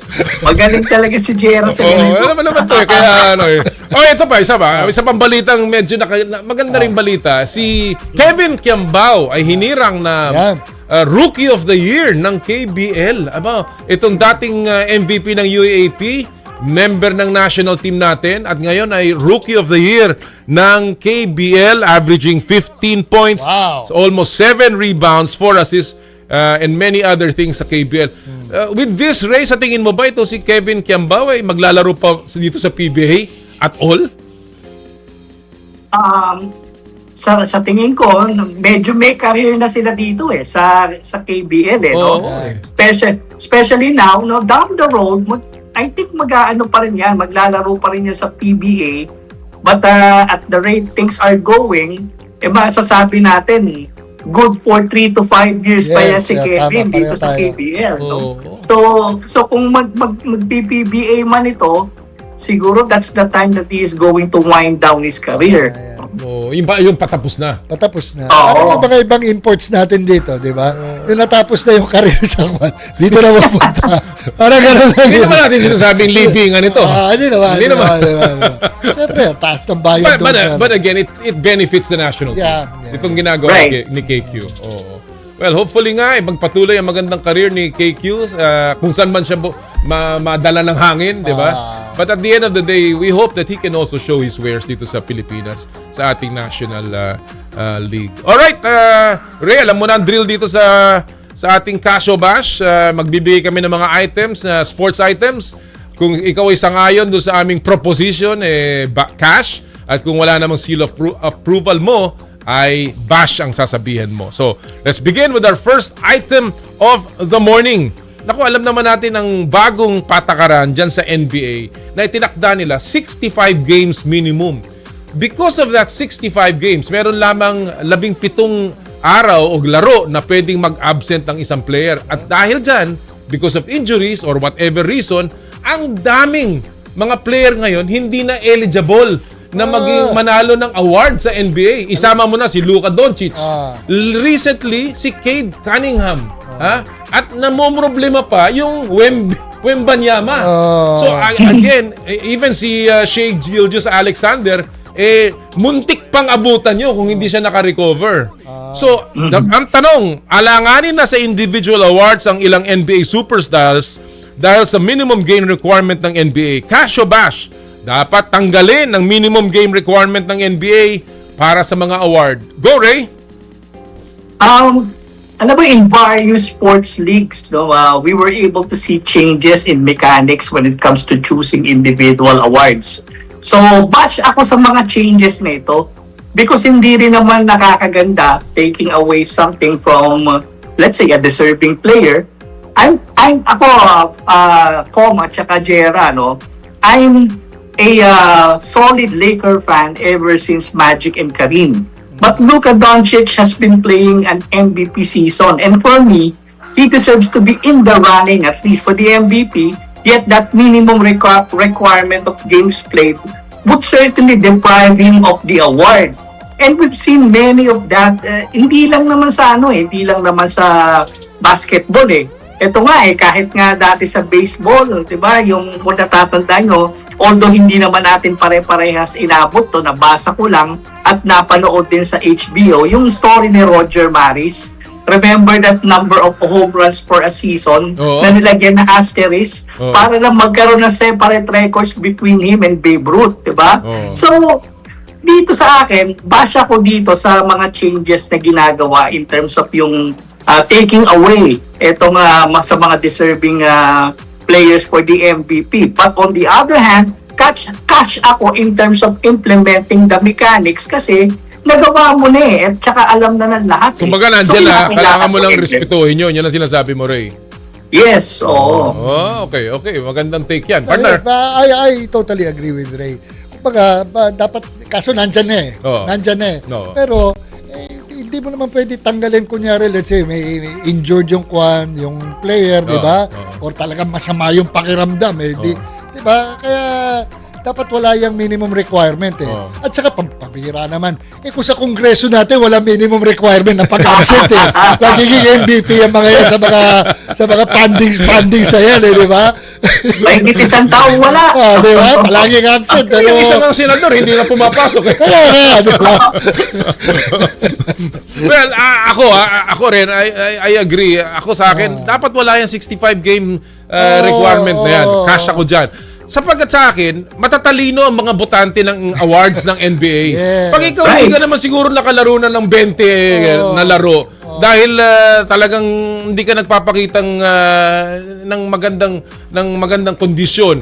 Let's take an example, si Joel Embiid. Kahit anong galing yan, hindi mo iboboto na part of the MVP. Bakit? Kahit na gumawa siya ng 40 pag naglalaro siya, pero hindi naman naglalaro at hindi na natutulungan ng team, paano mo ibobotong MVP? So I think the NBA is putting too many rules. Let the voters, let the talent rise, diba? And pabayaan mo na ang botante na ngayon. Maybe one change should be bawasan yung number of games ng NBA. Dahil napakarami tuloy sa dulo nagkaka-injure. Exactly. Maybe they should, and that has been a proposal in the NBA, bawasan ng mga 10 games, make it 72 games na lang, lalong-lalo na with the expansion coming up. And maybe, maiiwasan natin itong problema na napakaraming injuries ng NBA. I think that should be more of their focus. Tingnan nila kung paano mababawasan ang injuries dahil na-expose ang players to back-to-back games. Alright, let's go to our second item of the morning. Tatlong anti-tanking. Ito naman, yung tanking, yun po yung nagpapatalo na lamang para makakuha ng magandang pwesto sa draft ang mga team ng NBA. Tatlong anti-tanking concept ang pinag-aaralan ngayon para maiwasan ang, yun nga, yung sinasabi nating obvious na nagpapatalo ang mga teams ng NBA. So, Casio Bash, unti-unting mawawala ang parity sa NBA kung matutuloy ang anti-tanking rules. In other words, kung lahat pwede makakuha ng number 1 pick, dahil hindi ka na pwede magpatalo, baka hindi na talaga manalo yung mga nasa ilalim at puro lang nananalo yung mga malalakas na teams. Yun ang ating Casio Bash. So, Ray, Casio Bash, mawawala ang parity sa NBA pag pinatupad yung anti-tanking rule. Go! In terms of the proposals, bash ako, no? Particularly in the idea of including even those teams that made the playoffs in the lottery. And the reason why they made the playoffs was because these squads were competitive enough and put themselves in a good position to vie for potential championship. The only way I can agree to give a cash in terms of fighting against yung tanking teams is to come up with a system that implements parity in the league. But the problem has been plain and simple. Alam naman natin to. There are rich teams and there are teams which have been there to survive and simple, stay relevant in the league, no? Even worse would be in the PBA. Kala ko nga PBA yung sinasabi mo eh. Gusto ko sa NBA to, NBA. NBA pa lang yun. Ha? Yung proposal na ilalagay, pati yung mga playoff teams na nakapasok. Pero even worse would be in the PBA, where bottom teams would always get the top picks, yet finding themselves feeding the top tier squads their best assets in exchange of getting monetary benefits and wash out players whose contracts are even being shouldered by previous teams they played for. And maybe the NBA should adopt a system where teams which landed at the bottom of the standing should be relegated in playing either in the G League or probably Division 2, much like in Japan. So for me, bash ako dito sa sa proposals. Alright. Partner, ikaw ba, kung payag ka dun sa bawal magpatalo, bawal yung anti-tanking para para yung mga teams halos kahit yung nasa taas makukuha pa rin yung number 1 pick. Alam mo, masasabi ko lang dyan, tulad ng sinabi ni kaibigang Rey, parang mineral water yung kanyang explanation eh. Crystal clear. Crystal clear. I agree with him. Di ba? Kalokohan naman yan eh. Ako sa akin the way I see it, market forces. Let the teams decide their fate. In other words, kasama sa diskarte yan. Merong panahon na yung mga player ayaw mo na talaga. Paano ka makakakuha ng magaling na player? Bakit mo and since time immemorial, ginagawa na ng NBA yan eh. Yung diba, yung since nagsimula ang drafting, talagang yung mga gustong magpalakas dahil alam mo with a 32 team field, mahirap yung laging ikaw na nanalo. Kaya nga di ba? I think the fact that napakahigpit na ng kanilang salary cap is enough reason for teams to start rebuilding dahil minsan hindi mo na kaya yung sweldo eh. And the cap itself makes it imperative na ikaw ay bumaba uli para mag-rebuild ng mga bagong player. Sino ba yung commissioner? Masyado na mahal eh. Sino ba yung commissioner ngayon ng NBA? Silver. Sabihin mo kay Silver, pumunta dito sa Pilipinas. At matuto siya maglaro ng Pusoy 2. Sa Pusoy 2, dumidiskarte ka dyan para manalo eh, di ba? Hindi marunong maglaro ng Pusoy 2 yan. Tsaka Silver ang pangalan niya. Silver. ang magaling dito sa ganyang Commissioner Jera, ang magaling sa ganito, rain or shine. Can you imagine they're building themselves up for the draft? Pero hindi nila binibitawan, di ba? Yung tinatawag na nagmamatrikula eh. Di ba? Ganun talaga. Yun lang. Kasi pag nakita kasi ni Silver, yung Terra Firma Jeep na napakaraming number 1 pick. Kaya siya naisip niya, gawin nating anti-tanking. Kasi may example dyan sa PBA. Alright, let's go to our third and final item of the morning. Naku, ito'y tungkol sa golf. Naku, isang legend na naman ang naaksidente. Matagal-tagal na po to, mga a couple of weeks ago. Again, naaksidente po ang golf legend na si Tiger Woods. And all over social media to. At siya po'y arestado na naman dahil sa driving under the influence or DUI charges nang sumemplang po ang kanyang sasakyan. At nakuhanan nga siya ng mga painkillers sa kanyang bulsa. Hindi siya po intoxicated, pero siya po ay nakainom ng mga gamot. Ang sabi nga ni Tiger, ito daw ay para sa kanyang kondisyon after nung kanyang mga operasyon na siya po ay umiinom ng mga painkillers. So, Casio Bash, bukod sa kumuha ng driver, dapat ilang degrees yun? Dapat ng opisyal na magretiro si Woods at umalis na sa public eye. Go, Ray! Wala kasing joyride doon eh. Okay. Pero cash ako dito, definitely. Siyempre, si Tiger has to be held accountable. There's an old saying that a mistake that has been done the second time is no longer a mistake, but a choice. No? But in making a choice, you don't have to look back and live with the consequences. hindi naman matatawag itong sweeter the second time around, di ba?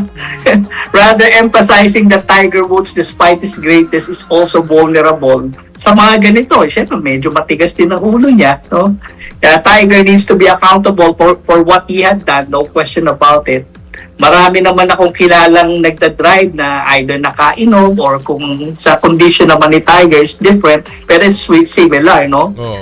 May makainom sila, huwag kang magpapahuli and make sure you're going to drive safely. But ilagay na natin sa tama, if you drink something with a substance that nakaka-apekto sa performance ng maneho natin, then don't drive. Marami, you take a cab or call a friend to drive you home when this occurs. And yun nga, unfortunately, walang joyride. Partner, I guess the issue here is accountability ni Tiger. Accountability. No, I agree with Ray here. Pero kung ang tanong, magretiro na si Woods at wag na magpakita sa public eye, bash ako doon. Bash naman. Tiger Woods is Tiger Woods. Yeah. And his accomplishments. Yun, di ba? Hindi naman, legendary na yung tao. Ang problema lang talaga, kailangan niya magparehab. Yeah. Diba? I mean, several times siguro sa dami ng problema, etc. At palagay ko, yun, may slight na katotohanan yung sinasabi niya na yung mga painkillers para doon sa kanyang mga injuries. Mga operasyon pero niya mukhang laging addictive yata. Yun ang problema. Yun ang problema. Well, I agree. I mean, of course, labas ito sa kanyang golfing career. Yes. But still, it tarnishes his image Yes. as a ambassador of the sport. Yun ang sinasabi naman ng ibang golfers na he should take accountability because obviously, he's the face of golf up to now kahit na hindi na siya naglalaro. But again, will this take away his achievements? No. Pero unang-una talaga kumuha na siya ng driver. At pangalawa, siguro talagang magpaayos siya ng buhay niya. Because otherwise, sayang naman. Sayang na ipundar niya. Nagawa niya na yung dati, accountability. Yung inamin niya na ng bababae siya. What is saying na, yes, medyo kuwan ako dito, na-addict ako dito sa painkiller. I will go under rehab. Sana nga. At makita pa rin sana natin siyang competing. Yeah. Alam mo, that's the best place for him. Hindi under the car. But fairways. but under par. Yun ang importante sa kanya. Alright. Well, Ray, again, salamat sa oras na binigay mo sa amin. And good luck. Sana magkita-kita tayo ulit. Salamat. Thank you. Thank you so much, Commissioner Jera. Thank you for the invite. I'll see you. Mga kaibigan, Rey Joble, columnist and digital content producer ng The Manila Times. Magandang usapan yan. Napakaraming issues ng sports at masaya pong, syempre, bato-bato sa langit yan. Tamaan, wag magagalit. Alright, mga kapatid. At this point, before natin ipasok ang ating huling bisita, syempre, magbalik tayo po sa mga magagandang alaala sa mundo ng palakasan this week in sports history.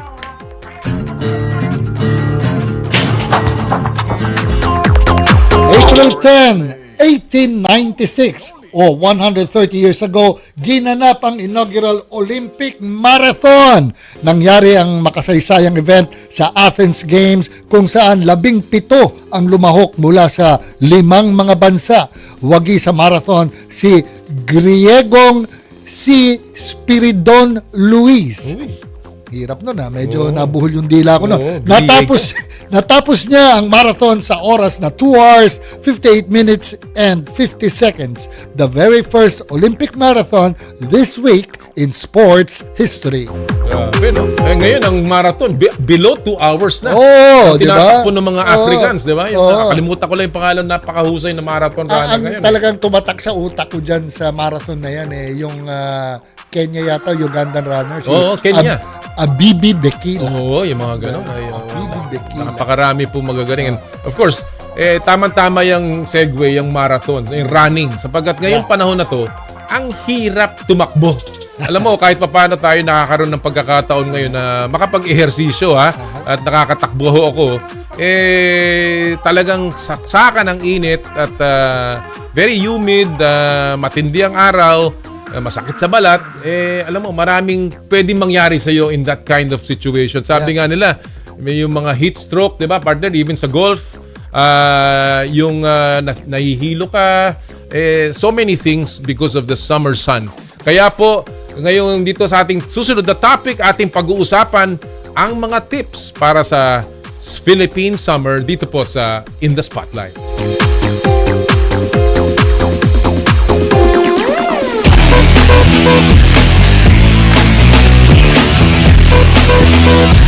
At para po pag-usapan ang fitness and yung pong ating mga activities ngayon pong tag-init, kasama natin ang celebrity conditioning coach. Sayang at hindi kasama si Ma'am, si Mrs. Pero kasama natin ang aking kaibigan, si Coach Jimbo Saret. Jim, good morning. Audio lang, audio. Jim, I think you're on mute. Good morning. Are you on mute? Let's check it out. Hi, good morning. There you go, Coach Jim. Thanks for joining us. Good morning, Chair, Com. Hi, Coach Jim.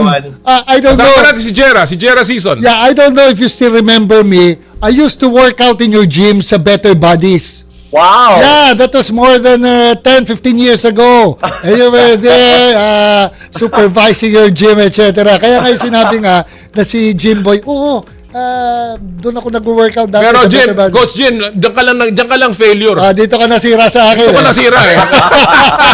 Biro lang, ganda ng katawan nito. Kita mo naman ha. I still lift weights. 60 na yan ha. But I still lift weights maski pa paano. Kita mo. Yeah. Coach Jim, it's good to see you. Alam mo po mga kaibigan, si Coach Jimbo, hindi nyo alam to. He was the first strength and conditioning coach ng original Gilas Pilipinas. Huwag nyo po kakalimutan yan. We went all over the world kasama po ng national team. And it's really nice to see Jim is still doing very well sa kanyang career. Jim, I want to ask you this just to open things up. Alam natin, now that it's the Philippine summer, ang napakainit, napakahirap, na minsan nakakatamad mag-training. How challenging is the Philippine summer for athletes and even for everyday sports aficionados? Okay, first of all, Chair, Com, thank you for having me here. Siyempre, it's always a pleasure to share everything that we know. Pagdating sa Pilipinas, napaka-interesting na topic na yan. Kasi we are in a very tropical country. It's very hot here. And if you look at it, kahit i-AI search pa natin yan, hindi conducive talaga ang tropical country if you want to train high elite performance athletes. Kasi when it's tropical, that means hindi tayo, kumbaga, there's a lot of moisture sa hangin. Tama? So madalas tayo pawisan kahit, alam mo yun, on a normal day lang, pwede ka pawisan ng konti because of the moisture. Now, normally, walang issue yung moisture na yan. But, if you're an athlete, ang problema dyan, it stops or it lessens yung sweating ng katawan natin. Kasi hindi makalabas yung water molecules sa loob ng katawan natin. Pag uminit kasi tayo, kailangan natin ilabas yung init. And yung init na yan, lumalabas through yung heat sa loob ng katawan, itatrap ng water sa loob ng katawan din natin. Lalabas yung water na yan as a form of pawis.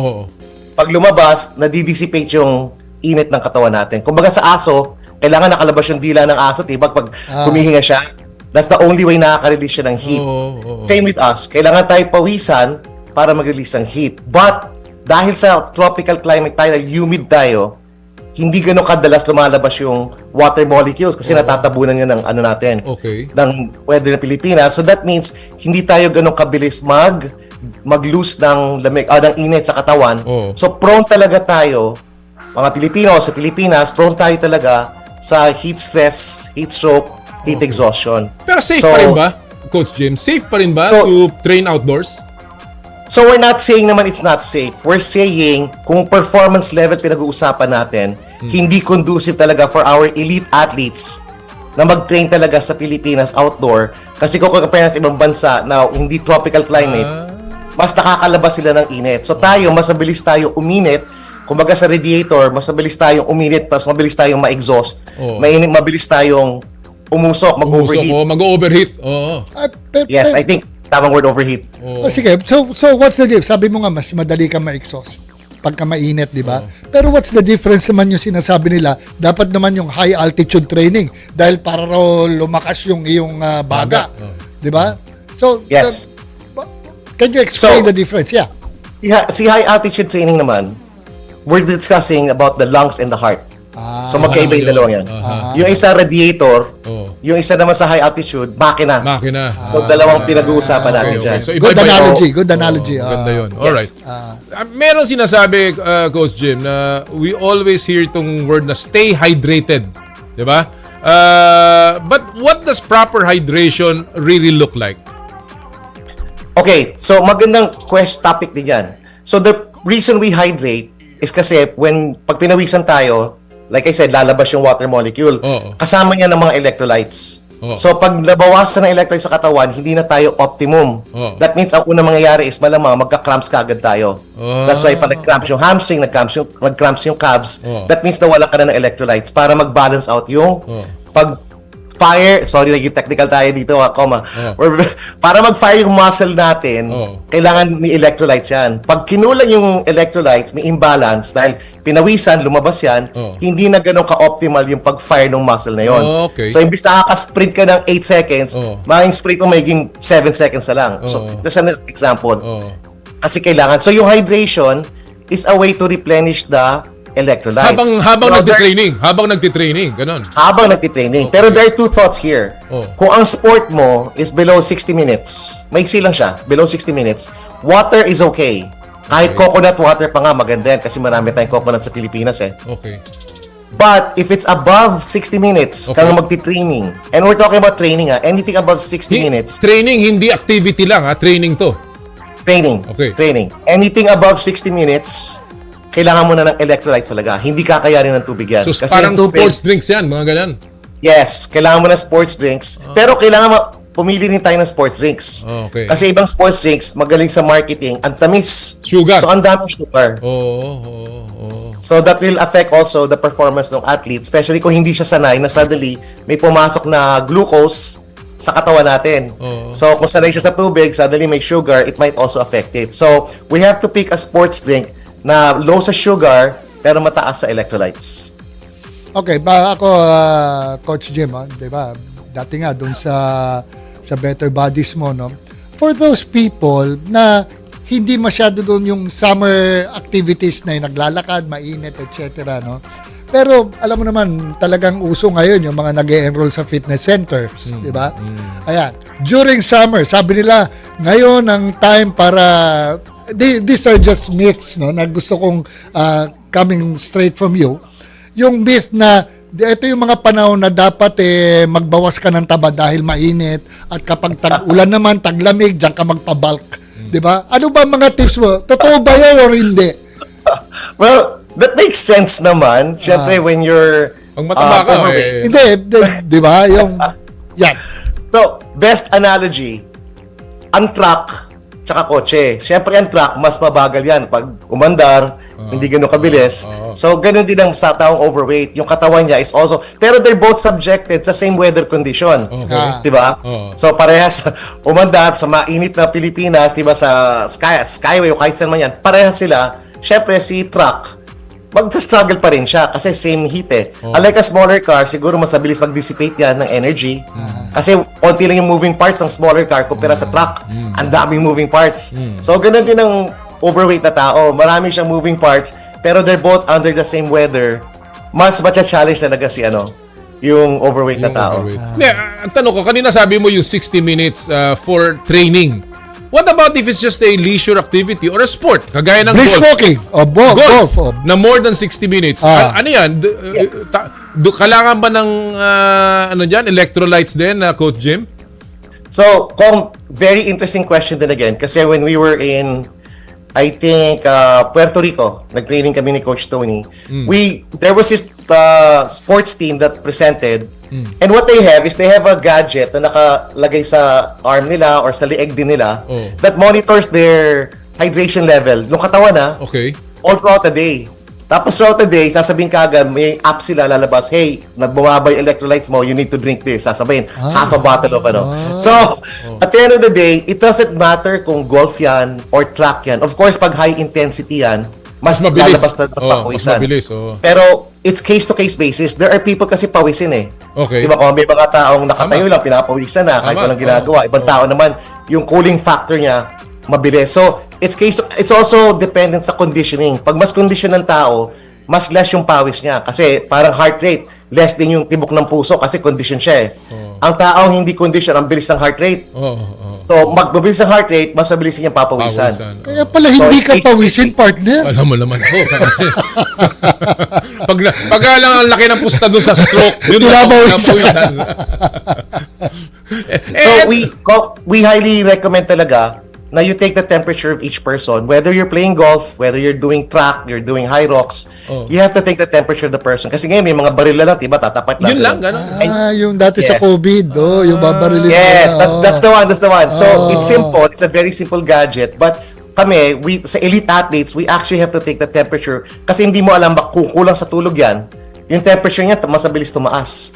So you might think it's a normal day, pero yung body temp pala niya mas mataas by 0.5 degrees. Malaking bagay kagad yun if we're talking about elite athletes. Kasi yung performance niya ngayon, hindi mo pwede i-push kasi kumbaga sa radiator, nag-overheat na yung radiator niya pero hindi mo lang napapansin. Kasi akala mo normal lang yung araw, pero umiinit na talaga siya sa loob. So mas magmamalfunction yung katawan. Kasi coach, sabi mo, may yung binabara, what's the number? Diba? Ang normal temperature ng 36, diba? Pagka binaril mong gano'n na kailangang mag-hydrate or uminom ng electrolytes, ilang degrees ang inaabot? So 37.5 is considered a little higher, but that's normal. That's normal for the Philippines minsan if you're training in the heat. 37.5. But the minute it goes up by 38, 39, at 40 heat stroke na yun eh. Yun nga eh. So, delikado na talaga pag sobrang taas na siya. Kung wala kang baril, coach, ano ang sign ng heat exhaustion or heat stroke? So sa simula, cramps is kung may stages tayo, the first one is cramping. Yan ang pinakaunang warning sign ng katawan natin na heat stress na tawag kasi in general we call it heat stress. Pag nagka-cramps, Pag nagka-cramps na, that means kulang sa electrolytes. That means lumalabas yung pawis. That means ba't lumalabas yan? Malabang sa workout or dahil sa mainit yung temperature. So that's already our first warning sign. The other one is syempre nasisimulang mahilo. Again, parang radiator ng kotse, pag bababa talaga yung tubig, yung under niya medyo parang kumagaral-garal. Yes. So there will be certain things as the heat goes up higher, susuka na yan kasi nga the body's already malfunctioning. So anong dapat gawin, coach? Anong dapat gawin pag gano'n na? So sa first one, syempre hydrate. Hydrate. Ang problem natin, and is because ang daming usong fun run ngayon, diba? Almost every weekend may fun run. And we're doing it in the heat. And maraming marathoners natin, hindi naman trained. They're doing it, syempre, as a fun leisure activity. Hindi nila alam, they're subjecting their body na pala to heat stroke. Diba? So, napakadelikado yan. So, the key there is to keep hydrating kahit hindi ka uhaw. Yung sinasabi nga nila, wag mo tayong maging uhaw ka kasi pag uhaw ka, too late na yon. That means yung water level mo bagsak na. So we have to schedule, like kami, we tell them every 30 minutes kung mainit, sip water kahit half a cup lang. Whether you like it or not, kailangan mag-sip ka para lang, mag-sure tayo hindi tayo babagsak sa sobrang babang levels ha. May isang issue rin dyan yung with regards to heat stroke, hydration. Dahil sa golf kasi, sinasabi, mas lalo na medyo may edad na, hindi raw pwedeng maligo agad after the game para bumaba, di ba? Well, compared also, di ba, may practices din yan sa mga runners, di ba? Na bubuhusan dahil mainit. Bubuhusan, di ba? What's your take here? Ano ba ang tamang gawin dapat yan? So there are two trains of thoughts pagdating sa ganyan. Sorry, medyo ako lahat ng tanong may kaliwat kanan yan. Okay yan, that's good. So the two train of thoughts there. Number one, for us, when we train elite athletes, kunyari when I train in the US, even abroad, after training, tinatapon talaga namin yan sa ice bath. Swimming pool ng yellow. The logic there, the science is, yung muscle recovery kasi mas mabilis kapag pinalamig mo kagad siya. But we're talking about elite athletes na walang sakit, walang problema, hindi nag-heat stroke, hindi nag-ano. But sa heat stress, actually, the first thing you do sa heat stress is actually palamigin yung katawan. So actually, a cold water will be good, dousing is good. Lahat yan pwede. The first aid talaga is cold water, tapunan ng tubig, ilagay sa swimming pool ng malamig. That's the first aid dyan. But depende rin yan sa age ng tao. So, syempre, the older we go, baka hindi makaya ng katawan na bigla mong tinapunan ng malamig na tubig, mag-shock naman yung katawan. So, we have to gradually cool it down. Hindi pwedeng biglaan din. Okay, hindi Coach, pwede bigla. Medyo naubusan tayo ng oras dito. How important is recovery sa hot weather? At ano ang mga quick recovery tips mo para sa mga athletes as well as mga leisurely sports aficionados, yung mga leisure sports aficionados? Okay, so since ang weather sa Pilipinas, kache-check ko lang this April and May, sobrang init. Aabot tayo ng 36 degrees. Okay. And that's already near 40. Ang 40 degrees, actually, hindi ka dapat mag-training outside. Outside. Sa Okay. 40 Yan ha, degrees. malinaw yan. Malinaw, ha? Yes. At 40 degrees, actually pag 38, alam mo na dapat na mainit na sobra yon, hindi maganda performance ng athlete mo. So prevention is one of the best ways. So one of the things is check the weather outside. Okay, when you're hitting 37 to 40 degrees, masyado mainit. Indoor ka na lang, indoor. Indoor ka na lang. Indoor ka na lang. Okay. Next thing, mag-wrap ka nung bandana, nilalagay sa ice or cold water, lagay mo lang sa leeg mo. So, there's some form of cold, parang points na nakalagay sa feeling, katawan. parang pampalamig ng Yes. batok. Parang ganun. Yes. The other thing is you have to wear yung damit na light. Pinapasok ka ng hangin. Oo, tama. No. Maraming shirts ngayon na light, yung sinasabing sports active, like ito, sports active, yung suot ni Chair. Pero some of them, hindi magandang gawin, dapat cotton siya. Kasi yung mga uso ngayon na ganito, hindi pumapasok ang Yung dry fit na sinasabi. Yes. Some of them, yung fake. Na maraming dyan sa China, di ba, galing China. Hindi pumapasok yung hangin, pero manipis. Akala natin okay. Pag hindi pinapasok ng hangin, pangit yun kasi hindi nagko-cool down yung radiator natin. And then the third thing we have to recommend is, kung kaya mo tumakbo ka agad sa shade, pag nagko-coach, kunyari si coach, time out or whatever, water break, takbo ka agad sa shade, kailangan may mga payong.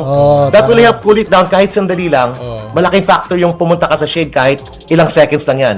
That really drops ka agad the temperature. Alright. So, sundot-sundot lang. Pwede natin Pag tuloy-tuloy ang araw. Kaya nga, katulad ng warning ni coach, di ba? Sabi niya, pagka umabot na ng 40 degrees, di ba? So, kabaliktaran yan, di ba? Sinasabi na, life begins at 40. Dito, Life might end at 40 degrees. Coach Jim, mauubusan tayo ng oras, but alam mo, dami natin pag-uusapan pa dito. We hope you can come back and give us more tips about this. But in the meantime, saan ka ba nila pwedeng makonsult if ever? If you have an IG or whatever, Coach Jim? Well, we're not much into social media, but of course, you can reach us po sa Facebook page namin, Coach Jim and Tony Saret po. Alright. Yan, alam nyo mga kapatid, para you can have guidance from a professional fitness coach. Happy to see you, Coach Jim, after a long Thank you time. po. Thank you for joining us and good luck, Coach Jim. Regards to Tony. Maraming salamat. Yes, thanks all. Thanks everyone. Mga kaibigan, Coach Jim Saret, yan ang mga tips for the summer. Tinan nyo po mabuti yan at sundin po natin para hindi tayo magkaroon ng problema ngayong tag-araw. Alright, bago tayo magtapos, ito na ang big reveal sa This or That, powered by M2 Veggie Drink. Panoorin po natin ito. Hi, this is Beth, and here's my This or That. For question 1, I'm going to have to go with Boracay, because I haven't been to Palawan yet. Question number 2, defense or offense? I'm going to have to go defense, because it's more controllable, even though offense is fun. Number 3, I'm going to have to go okra. Number 4, ice cream or halo-halo? I prefer ice cream, actually. And then the last question, sneakers or slides? I love my sneakers, but slides are just more convenient, so I'm gonna have to go slides. Thank you. Alright, yan yan ang mga sinabi ni Elizabeth Means, mga kapatid. Recap lang natin ang mga naging sagot ng ating featured sports personality na si Beth Means. Boracay, defense, okra, ice cream, and slides. At ang ating pong maswerteng winner na nakakuha ng tatlong tamang sagot, partner. Tatlo. At naunang nag-post sa kanyang entry ay si Vince Camille. Ayan, Vince Camille. Panalo ng packs mula sa M2 Veggie Drinks. Ipadala lang inyong contact details sa Facebook Messenger ng PNP at hintayin ng detalye kung paano nyo makukuha ang inyong napanalunan. Yeah. Congratulations from M2 Veggie Drinks. And of course sa ating joyride, mga winners natin ngayong araw pong ito, medyo ibaba natin ng konti, hindi natin si Marymon Reyes, Miaka Ronquillo, Roger Montiagodo, Angelo Brian Banal at si Jane Marie Venezuela. Alright, partner. Napakapunong show. Napakainit. Yes. At magkita-kita ulit po tayo next week. Thank you for joining us this week. At lagi natin sinasabi tuwing Sabado, bawal ang masungit. At sa lahat po ng ating gawain, ad maiorem Dei gloriam, all for the greater glory of God. Kami po ang 1PH Teleserbisyo para sa Pilipino. Susunod na po ang inay ko po. Happy Sports Weekend sa inyong lahat. More power! And more play!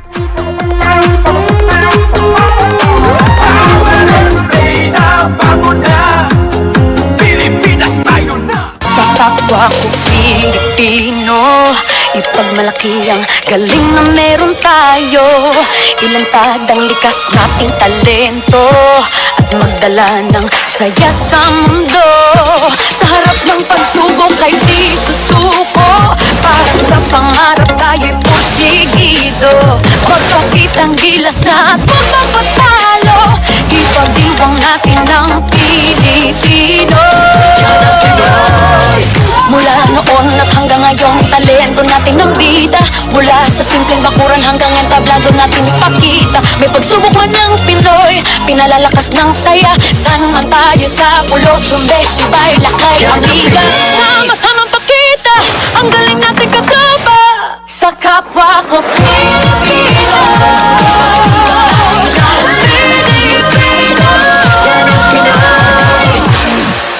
Power and Play was brought to you by Cherry Loom, ang yerong may aluminum.